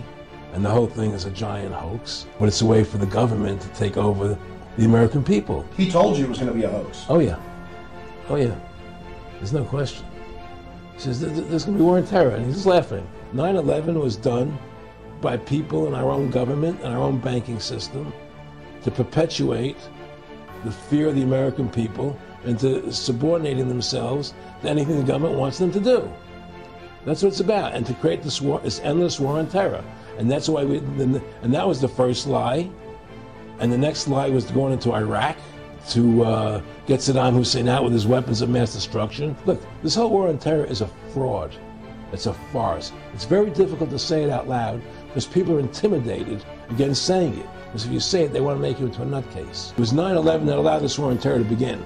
And until we get to the bottom root of 9/11, the truth of 9/11, we'll never know about the war on terror. I have trouble believing this, but a new poll by Scripps Howard and the University of Ohio says 36% of Americans believe it is likely or somewhat likely that the U.S. government either assisted in the 9/11 attacks or did nothing to stop them. Let us never tolerate outrageous conspiracy theories concerning the attacks of September the 11th. Malicious lies that attempt to shift the blame away from the terrorists themselves, away from the guilty. Are you one of those that was an inside job, guys? Well, let me tell you something. An inside job? How dare you? How dare you? 9/11 was not an inside job. It was an Osama bin Laden job with 19 people from Saudi Arabia. They murdered 3,000 Americans and other farmers, including over 200 other Muslims, and we look like idiots, folks, denying that the people who murdered our fellow citizens did it when they are continuing to murder people all around the world. So we heard from you. You go away. Thanks for coming on. You have no evidence that the government's behind 9/11, and I frankly think it's an awful thing to allege, considering it's not true and you haven't proved that it is. I'm merely saying it is wrong, blasphemous, and sinful for you to suggest, imply, or help other people come to the conclusion that the U.S. government killed 3,000 of its own citizens, because it didn't. It is ridiculous to suggest anything other than the Al-Qaeda destroyed those buildings. Stop asking me to raise this ridiculous topic on the show and start asking your doctor if Paxil is right for you. Whatever one may feel about President Bush, that the government would deliberately kill 3,000 people. Cheney really wanted to have the cause of death of 3,000 people? Come on. To accuse the president of this, that's a terrible accusation to me. To say that these guys want to attack our country, in spite of the fact I don't agree with their policies, I don't agree with how they prosecuted the war on terror, but to say that they are behind it, or that they wanted to attack us and killed 3,000 Americans is so far beyond the pale to defy credulity. Anybody who thinks that 9/11 was carried out by the government isn't a truther They're idiots. This whole idea that you have some documents which you say at least reinforce the idea that the government had advanced knowledge that 9/11 could happen. Absolutely. And didn't work to stop it. Now, I find a hard time believing you actually believe that. Oh, come off it, Jesse. No, not oh, come off it. Wait a minute. Every war fought starts with a false flag operation. You can't, in all seriousness, sit there and try and make out anybody in the Okay, Bush let me ask you this, Piers. Wait a minute. Let me ask you something. How much studying have you actually done of 9/11 other than what the government's told you and what mainstream media has told you? I've been studying it 4 years. I was editor of a national newspaper. I've talked to people. Wait a minute. In depth every day for 5-6 months. Really? So I know a lot about it. Well, and one then thing I do know is, let me ask you this you then. cannot say that any member of the Bush administration knew it was going to happen or wanted it to happen. It's a ridiculous thing to say. Ridiculous. You believe that Dick Cheney, George Bush, and the whole administration should be prosecuted for their acts? You're making up Rosie O'Donnell-like scandals that says that 9/11 was an inside job. Well, why are you not allowed to ask anything about it? No, why, when concluded. you approach the government, I approach the government. I read everything possible. I watched all the hearings. You're right. I haven't read. You looked at my reading list. Have you read the 9/11 report? And you think it's a piece of fiction? No, I believe everything in it. I believe my government's never lied to me, have they? And you notice how if you bring up 9/11 and they have any questions about it, immediately everyone attacks you over it, tells you you're crazy, calls you Rosie O'Donnell, insult you. Why? Because I ask questions? Defense of free speech. Popular speech, the First Amendment doesn't need to be defended. It's unpopular speech is why we have that amendment. You question 9/11, you're asking unpopular speech today. According to a recent poll, 49.3% of the people in New York believe that our leaders knew the 9/11 attacks were planned and that they intentionally failed to act. Are 49.3% of us just fucking crazy? There are a group of screwballs out here, and I mean truly screwballs, who believe that we were not attacked on 9/11 by terrorists flying planes, that those people really weren't killed by terrorists, that that's not what happened. And in fact, George W. Bush was sitting somewhere in the White House basement with one of these plungers, and he blew up those buildings. That's what these people believe. They are truly crazy people. Just so you know, we're not muffling intelligent dissent here. If you hear the shouting, it's a group of demonstrators who've come. 9/11 was an inside job. Oh, get a life. Get a life. 9/11 was an inside job.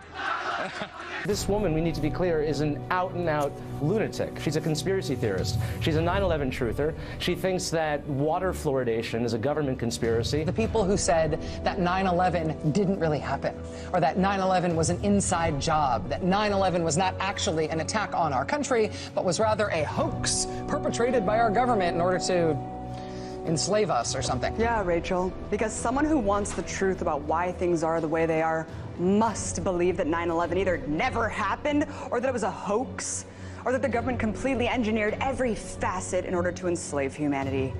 Because apparently it's too hard to believe that this government would not care about the lives of human beings in order to advance geopolitical goals. Is it really too hard to believe the fact that Bush and his cabinet turned a blind eye to let the attacks happen, or even ensure that they happened? A 9/11 truther.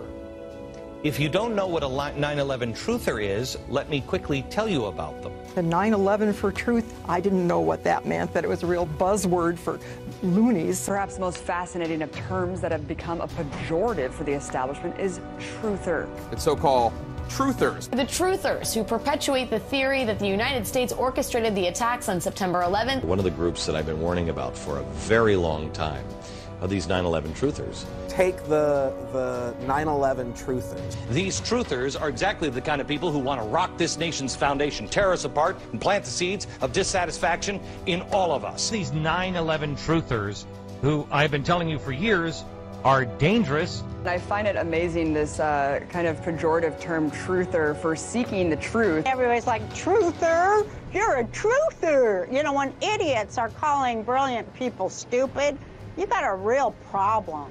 If a truther is simply a person that cares about evidence and facts, no matter how ugly or uncomfortable they may be, then maybe that's a label we should all embrace.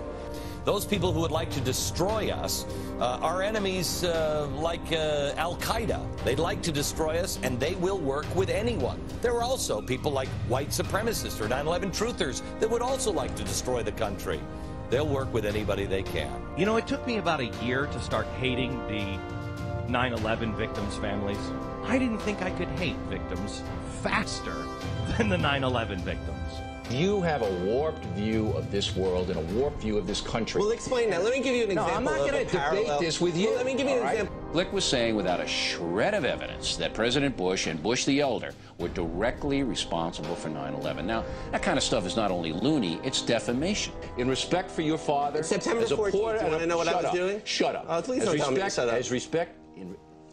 In respect for your father, who was a Port Authority worker, a fine American, who got killed unnecessarily by barbarians. By radical extremists trained by this government. Respect not for the him. people of America, I'm not the people, the ruling class, the small minority. Cut his mic. Cut his mic. I'm not going to dress you down anymore.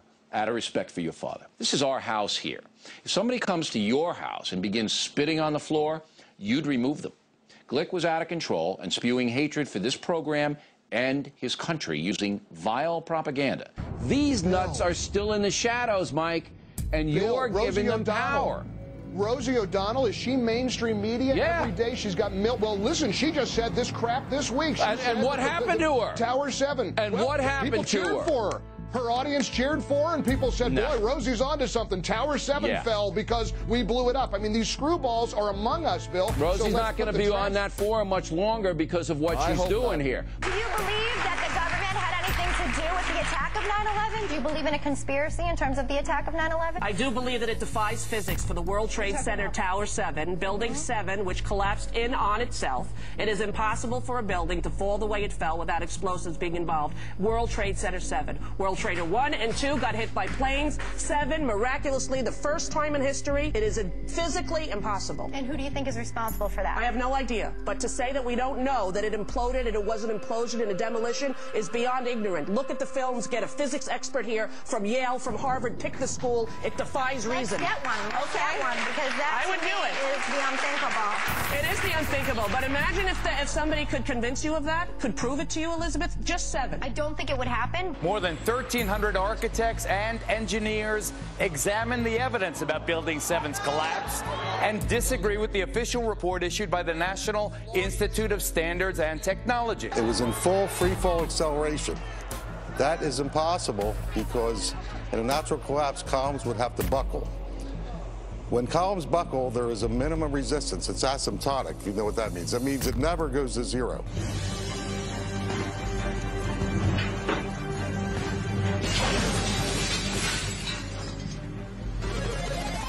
Five sheets of glass were broken in that test. Danielle and Ivan, you guessed correctly, and you each received 1 point. The only thing that I've found that is even similar to what we're doing are people who are trying to disprove 9/11 being a terrorist attack. I have literally found probably 10 websites using an example of dropping a bowling ball through beams of glass to explain why the Twin Towers is a conspiracy. You're going to guess your way through this? I did not guess. I was up till 3 in the morning. Looking up conspiracy theories. So it's impossible. You can't reach. So here's what, I guess in layman's terms, to just get my hands here, Peter. So what he's saying is that the top floor collapses, hits the next floor, hits the next floor, hits the next floor. So it's bang, bang, bang, bang. The weight of the upper floors. It would slow down. What I'm trying to say is it was in full free-fall acceleration. All of its potential energy was being converted Instead of to what motion. I just described, the thing just collapsed like a pancake. Newton's third law of motion, which states that for every action, there is an equal and opposite reaction. This means that two opposing forces will neutralize each other. In a head-on collision, the two cars absorb each other's kinetic energy and transform it into physical deformation or damage. After that, the system comes to a rest, as there is no more energy to be dissipated. The top section, pushing on the bottom section, it's going to meet equal forces as it goes. Both sections are going to be demolished at the same rate. So by the time you've crushed up 15 stories below it, the top 15 stories are also going to be crushed. And so there's nothing left now to crush the rest of the building. Something of this kind is what we should have seen when the top section of the towers collapsed onto the lower one. The upper and lower sections should have mutually destroyed each other until all the energy is dissipated and the system comes to a rest. Alternatively, as shown in this experiment with two towers made of snow, the top section could have fallen off to the side after the initial collapse. What could not have happened is this. A little tiny chunk of the building can't possibly fall and crush the entire structure below it. This is such a simple, fundamental concept that architects and engineers were astonished in seeing it totally ignored by NIST. This is high school physics, and our whole society is being led to believe that these fundamental laws of physics, hard science, don't apply anymore. Bill, you do me a favor. On your next Radio Factor, you ask your listeners how many people think 9/11 was an inside job. You won't be able to get through the thousands of phone calls you'll get from people who believe that. They're marginal nuts. The more you look at stuff, especially specific incidents, specific events in or around the fateful day, it just raises a lot of questions. Now, as Charlie Sheen ranting like a lunatic about the September 11th attacks, now word comes that Sheen will be narrating a new film about 9/11 conspiracy theories. Doesn't surprise me. This is Charlie Sheen. The fact that, he's going to get the money to, sort of go forward with his views is what is somewhat shocking to me. And the fact that he'd even express them publicly. Your thoughts? Well, he does prove that the apple does not fall far from the very tree at all, with Martin Sheen being his father. What surprises me is Mark Cuban here. You're absolutely right. In fact, the owner of the Dallas Mavericks is funding all of this. Yeah, I always liked him. What is he doing? I don't know what in the world he is thinking about at this point in time, funding this. I don't think we should be getting behind this stuff at all, and Cuban should keep his money in his pocket. This is a disgrace to them, and Martin Sheen's kid there better watch it as far as people. Agree. I wouldn't watch anything. And this, we're looking out for you, Charlie Sheen. Don't do this. You're not going to come back from it if you do. And that's not a threat. I'm just telling you, I know the country, Bo knows the country, we won't Gerald watch knows that 2.5 kids thing at all. Not going to do it any good. That if they continue to attack me personally, it only gives credence to our side of the argument. People want the truth. They want the truth. And what's been offered to us resembles nothing of the sort. We have been getting an overwhelming response to our Showbiz Tonight question of the day. Charlie Sheen speaks out. Do you agree with his assertion that... Right, and that's what conspiracy theories are. Last time I checked, there are a lot of people today in Dallas standing on a grassy knoll still disputing the single bullet theory, and Arlen Specter is still in office. You sit there and say, let's debate the issue. What? Why have so many of the major media outlets not talked about these alternative theories that exist behind 9/11? Why is that? Mark Twain said that in the beginning a patriot is a scarce man, hated and feared and scorned, but in time when his cause succeeds, the timid join him because then it costs nothing to be a patriot. A lot of people don't have the courage that you have, AJ. What do you think they're afraid of that's going to happen to them? They're afraid of being beaten up by the hordes of neocon intimidators who try to go out there with their Gestapo Nazi tactics to try to bludgeon everybody with their blogs and radio shows to shut up. But they've lost power because people have learned that they're a bunch of liars. They lied about the WMDs. They've lied about everything, and now their credibility is totally blown. Is it really that hard now to believe that September 11th? All right, goodbye. Yes, isn't that nutcase? Let us go to... You're a terrible American, Sean Hannity. You're a mainstream media mockingbird, a New World Order shill, and a 9/11 whitewasher. And what happened on 9/11? Why don't you educate us, oh brilliant one? 9/11 was an inside job on one level. It was purposely allowed to happen as a pretext for the war on terror. On another level, elements within the shadow government helped and made sure it were to happen for a pretext. Why don't you open your eyes? Look at Operation Northwoods, Sean Hannity. Yes, sir. A declassified government plan to commit terrorism in this country by crashing planes and blaming it on a political enemy. Yeah. Yeah, so, okay, stop with the music. Let's talk about the issue seriously. Operation Northwoods. Why don't you look it up on the internet, Sean? Okay, if it's on the internet, it's got to be true. No, it's a declassified document, Sean, in the National Archives, sir. I know, sir. Yeah, Northwoods. Why don't you substitute the word? Let me ask you a question. Exactly Let me ask you a question. 9/11. Yeah, but that's not what you called about, is it, Alan? Well, let's talk about a more serious issue, Alan, the fact that 9/11... that 9/11, what, it was imploded by the government, Alan? You got it, my friend. Yeah. Operation Northwoods, declassified plan where our government planned terrorism against this country, Sean. How do you explain that, Sean? I know. I just can't. You know what, George Bush... Because the government's completely hang on a second. gone... I'm agreeing with George Bush did it. George Bush and Dick Cheney. Sure, they're skull and bones. Skull and bones. Skull and Bones. Members. He's a Bilderberg pawn. He's an Illuminati member. Yeah. Absolutely. Goodbye. There is a group that's sending letters to our troops in Iraq and DVDs claiming 9/11 was an inside job. Oh, yeah. And that they should rethink why they're fighting. Man, they ought to take these, excuse me, folks, I'm going to say this. We ought to find the people who are doing this, take them out, and shoot them. Really. Just find the people who are sending those letters to our troops to demoralize our troops and do what they're doing. You take them out. They are traitors to this country, and shoot them. You have a problem with that? Deal with it. But anybody who would do that doesn't deserve to live. You shoot them. You call them traitors. That's what they are.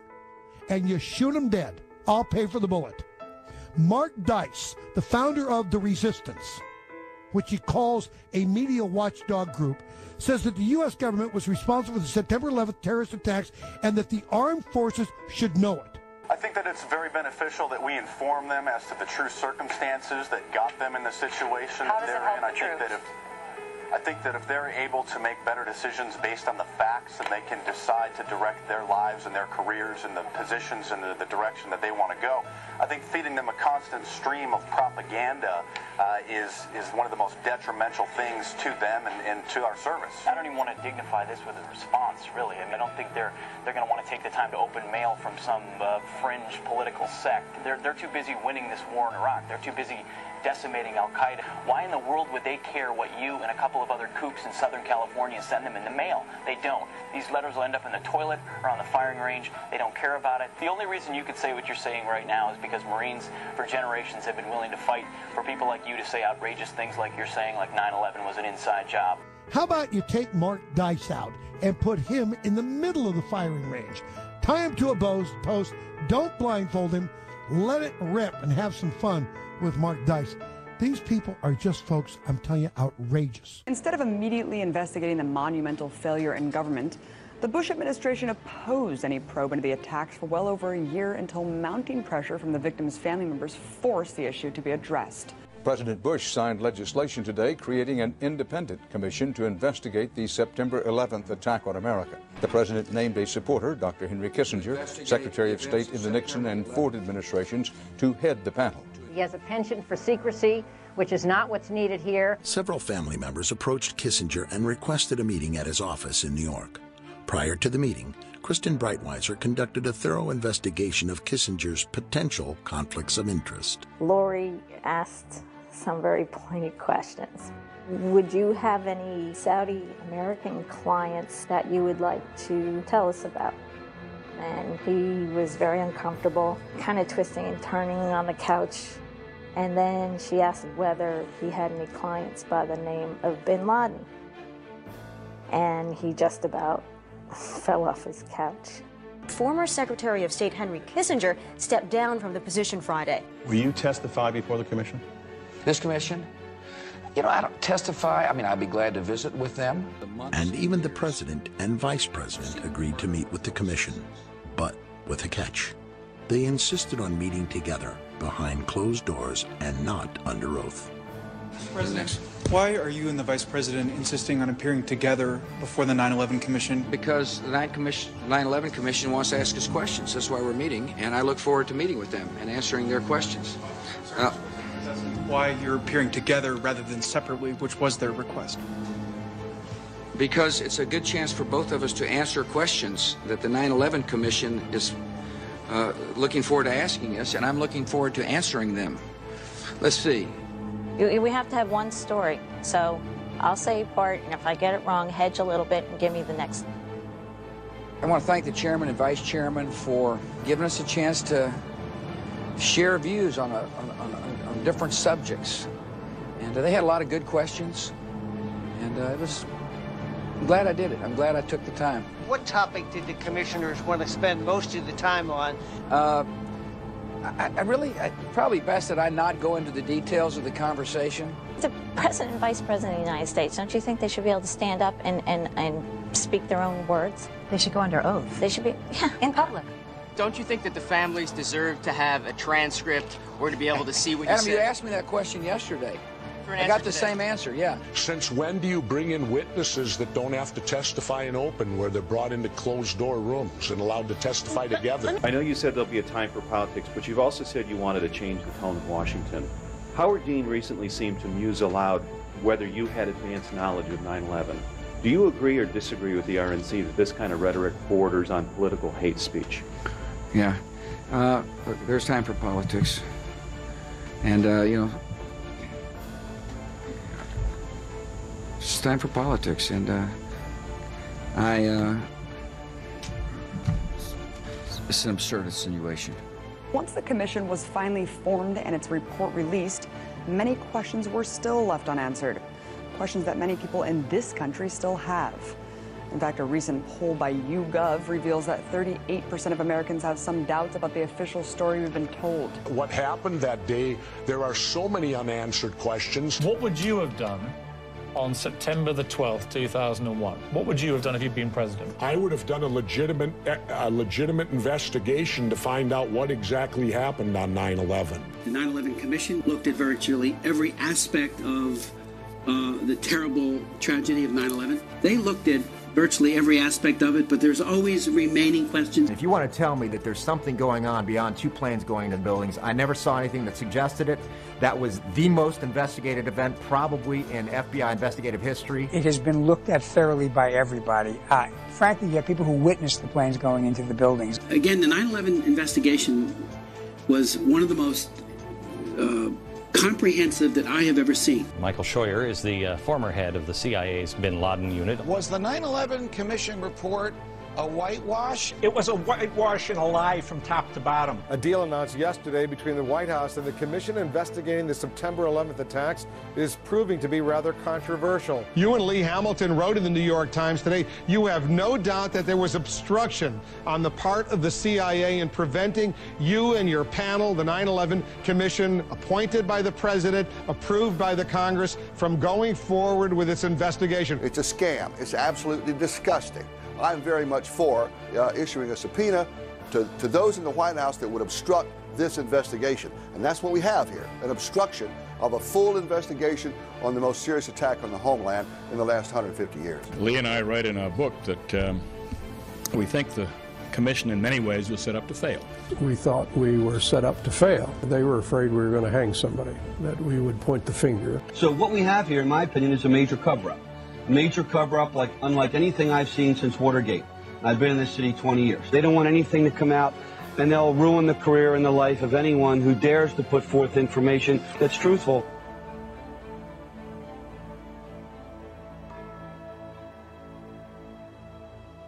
This is an attempt to prevent the American people from knowing the facts about how we could have prevented 9/11, and people are covering it up today. And we can't let it stand. So there's nothing reputable about that commission report. It's a piece of fiction. It should be discarded. It's omissions and lies. We are more than a decade after the tragedy of 9/11. Why do these truthers have such staying power? I want truth. I've been lied to. I mean, it's beyond a reasonable doubt that the 9/11 Commission did not tell this story. The family members of the people who died on 9/11, the first responders, the survivors, these people are demanding accountability. They want to know why their loved ones died. We don't just need transparency, we also need justice. The many people in New York who suffered and people all around the world who suffered from 9/11 need the truth in order to achieve closure. These kinds of theories are unusually resistant to correction. The 9/11 conspiracies have stood up to the facts disproving them. The 9/11 conspiracies have not gone away. We just want people to understand there's FBI whistleblowers, there's people within this government, there's patriots, there's citizens, family members, rescue workers, survivors of 9/11 that want their questions answered. We demand truth from our government, which we have not been getting. American people deserve to know the truth about what happened to their nation on 9/11. In every single major respect, we have proven the government's report is false. Will this 9/11 conspiracy theory become like the Kennedy assassination, analyzed for generations as an unsolved mystery? I think 20 years from now, people will look at 9/11 the way we look at the assassination of JFK today. It couldn't possibly have been done the way the government told us. The establishment viciously attacks conspiracy theories, but the truth is that many of these conspiracies are supported by legitimate evidence and warrant serious debate. While many people are losing trust in the media and waking up to the New World Order's agenda, the establishment still has a small majority under their spell. Why is it so hard for the general public to accept that conspiracies exist and that the government and corporate media would lie to cover them up?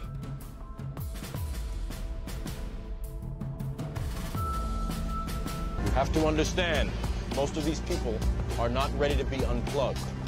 And many of them are so inert, so hopelessly dependent on the system, that they will fight to protect it. People who don't like conspiracy theorists only because they're afraid that what they're saying might actually be true. I know a red flag when I see one, and I know when people are reacting almost religiously. When people won't look at something, automatically people just shut off. They don't want to hear it, no matter how much evidence. Do you think that's because as a society there's this benevolent father theory where people cannot imagine that a father would do A, B, or C to his own child, whether that's incest or murder or horrific abuse? Some people can't even hold that concept in their head. Yeah. If you're a person who can't, it's impossible to have a conversation about not believing the official story. Thinking that we're above such things, that it could happen in other countries, but it couldn't happen here, that's a lack of humility, and that's excessive pride.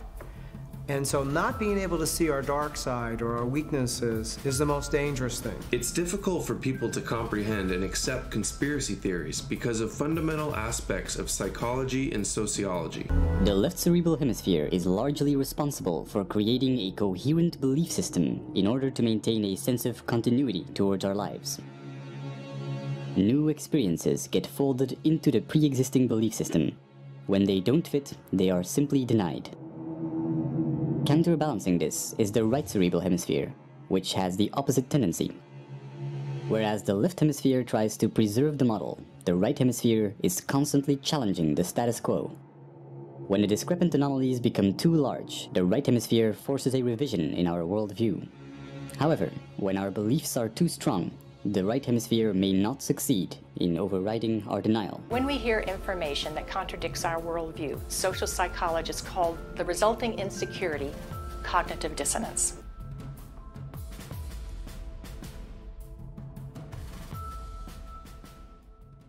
Specific neurons and neurotransmitters, such as norepinephrine, trigger a defensive state when we feel that our thoughts have to be protected from the influence of others.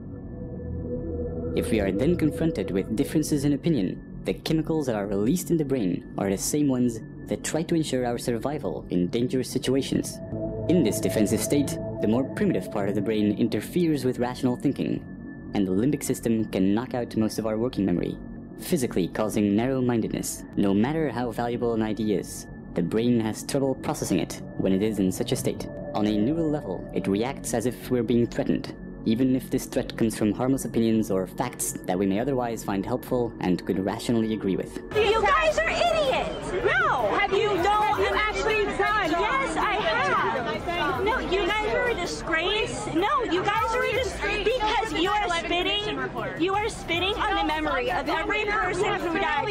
You are spitting on the memory. What the hell? I'm a family member. My uncle died on 9/11. What do you mean I'm spitting on his memory? Because I resent that. I really resent that. And if you're not willing to read anything, if you're not willing to open your mouth, all the crazy how can you call us theories? You fucking here on 9/11? Did you see those planes go into the building? You stink business. Why can't you comprehend that planes crash into buildings because terrorists took it over? Why can't you comprehend that? Well, we can understand. Why can't you comprehend that? Yeah, but the laws of physics still hold.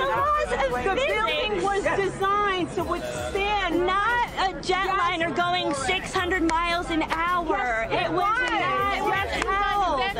Look, because what makes you think the government could keep you secret like this, and it's an inside job? People continue to be either oblivious to the fact that this information exists or completely resistant to looking at this information. So the question becomes why? Why is it that people have so much trouble hearing this information? From my work, I think we would be remiss not to look at the impact of trauma. Yeah, I was. I saw what are you doing about it? I saw people die. They're dying now. They're dying now. You're a disgrace because you don't know anything. You're a disgrace. You're a disgrace. Go out, go home and watch a reality TV. Go back to sleep. You're a hero, aren't you? Stop. Stop. So what does that mean? So you think Bin Laden can make Morad stand down? As we know, the horrors of what happened on 9/11 were televised all over the world, and they were televised, in fact, live. We witnessed the deaths of almost 3,000 of our fellow Americans. We know this had a very severe and traumatic impact on a large majority of the population. 9/11 was an inside job. 9/11 was an inside job. You were not there. You were not there. You were not there. 9/11 was a psychological warfare operation. It's an example of trauma-based mind control. This is a kind of mind control developed by the CIA and other intelligence agencies that inflicts massive trauma on people and uses that trauma to essentially control their psyche. And 9/11 traumatized the American people so badly that most people just don't want to go there. It takes a certain kind of courage and a fearless desire for truth. Social psychology often looks at the basic human need to fit in and calls this the normative social influence. Most people want to belong to their peer group. They want to be the same as everyone else when it comes to opinions. In fact, they judge their own personal sanity by bouncing ideas off their neighbors and friends who will answer back and agree on these same topics. People are afraid of being ostracized, they're afraid of being alienated, they're afraid of being shunned, they're afraid of their lives being inconvenienced, they'd have to change their lives, they're afraid of being confused, they're afraid of psychological deterioration. To begin to accept the possibility that the government was involved is like opening Pandora's box. If you open the lid and peek in a little bit, it's going to challenge some of your fundamental beliefs about the world.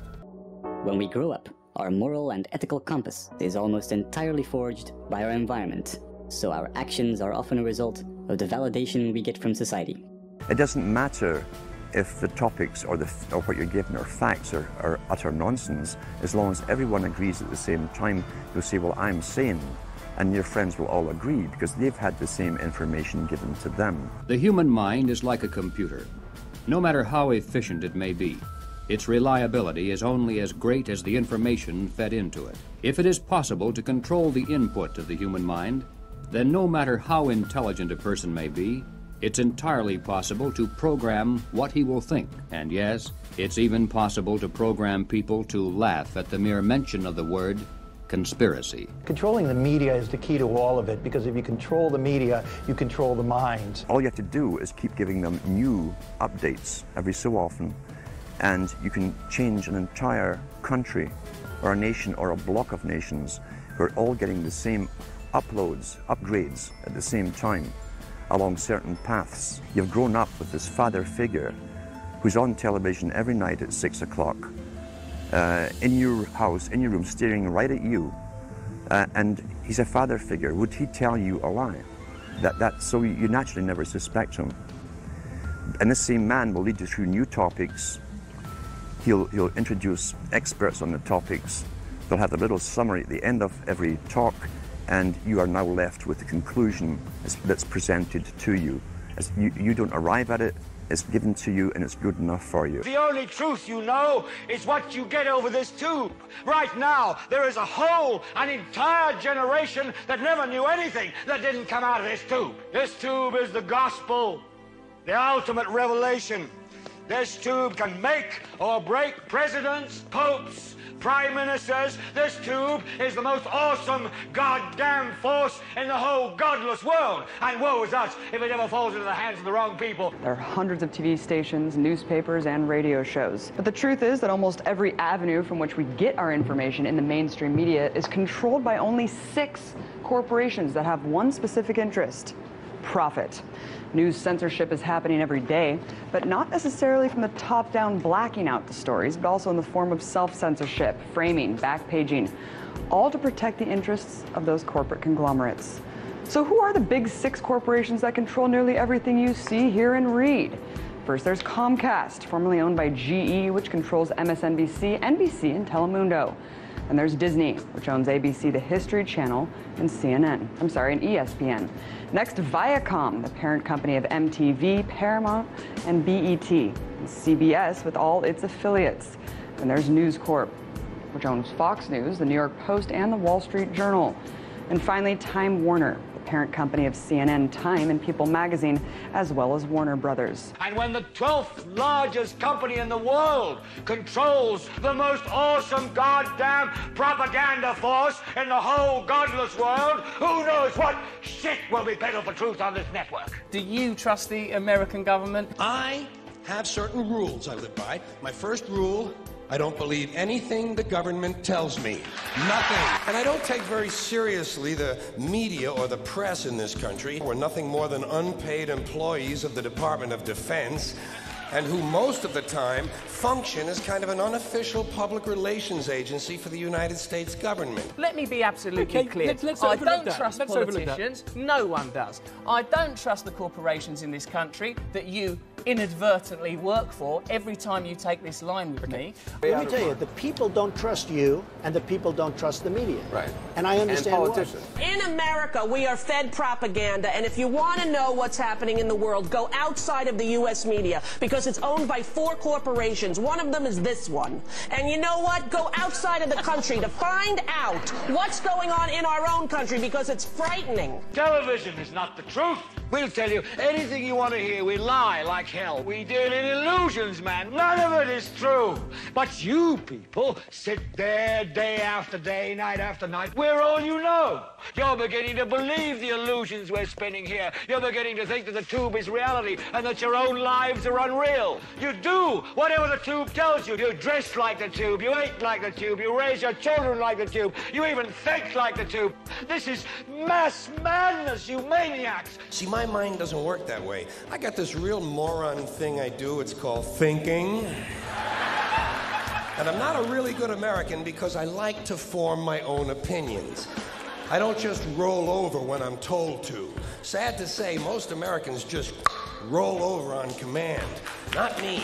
Not me. I think it's interesting that at this time where we have so little trust in our political figures, where ordinary people have so little trust in their media, that we have to remain open-minded to any kind of possibility. I see no rational, objective discussion going on anywhere in the country. People wish to be bubbleheads. They wish to nod their head in agreement with whoever is in charge. They're too afraid to challenge authority. So that takes care of at least a majority of people.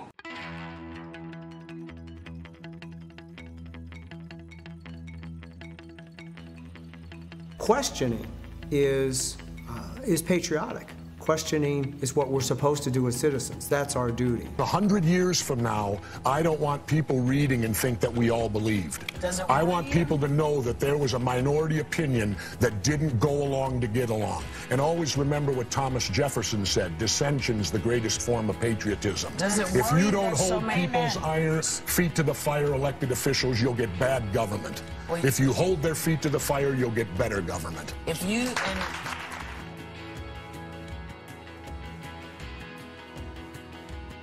You make some very sensible points, and you make some crackpot points. That's your opinion? Yes. How many people here think I make crackpot points? Yeah. 1. How many think I make sensible points? You're in the minority, my good friend. You're the minority. Intelligence looks like insanity to drooling imbeciles. Democracy is threatened in a way it hasn't been in 200 years, and if America doesn't stand up, we're in big trouble. People better show up, start reading, stop being bought off. If you only have an hour a day, read something intelligent. Read several sources. Educate yourself. Find out what's going on. Don't stay asleep or go deeper into the mind control, because it will get worse for you. If you're looking to the mainstream media to give you information, you're getting what these secret societies like the Bilderberg and the Trilateral and the Council on Foreign Relations want you to know, so that you support them and you don't fight against it. One thing that has become important for me personally is to educate myself, is to take responsibility. There's that wonderful quote from Mahatma Gandhi where He said that we must be the change that we wish to see in the world. You're not a conspiracy theorist if you just look at the newspaper and you said, I read this in Newsweek, I read this in, you know, the New York Times and so forth, and I want answers. Some conspiracy theories have turned out to be true after all. You know, the great Gore Vidal, he said he was not a conspiracy theorist, he was a conspiracy analyst. And he said there will come a day, if it's not already here, where it will be an article of faith that there are no conspiracy theories. They would call me a conspiracy theorist. Now nobody's laughing. You can't just call us conspiracy theorists anymore and have us just shut up. And the conspiracy theory labels being replaced with, wow, these people are informed. So it's now a badge of honor. It doesn't throw the public off that the so-called authority figures of dinosaur media and corrupt government tell you, oh, don't listen to them. They're conspiracy theorists. We must expose the conspiracy to public view. If somehow every American could be made aware of the facts, if it were possible to circumvent the establishment's channels of mass communication and carry this message person to person to our friends and neighbors, the conspiracy would collapse like a house of cards.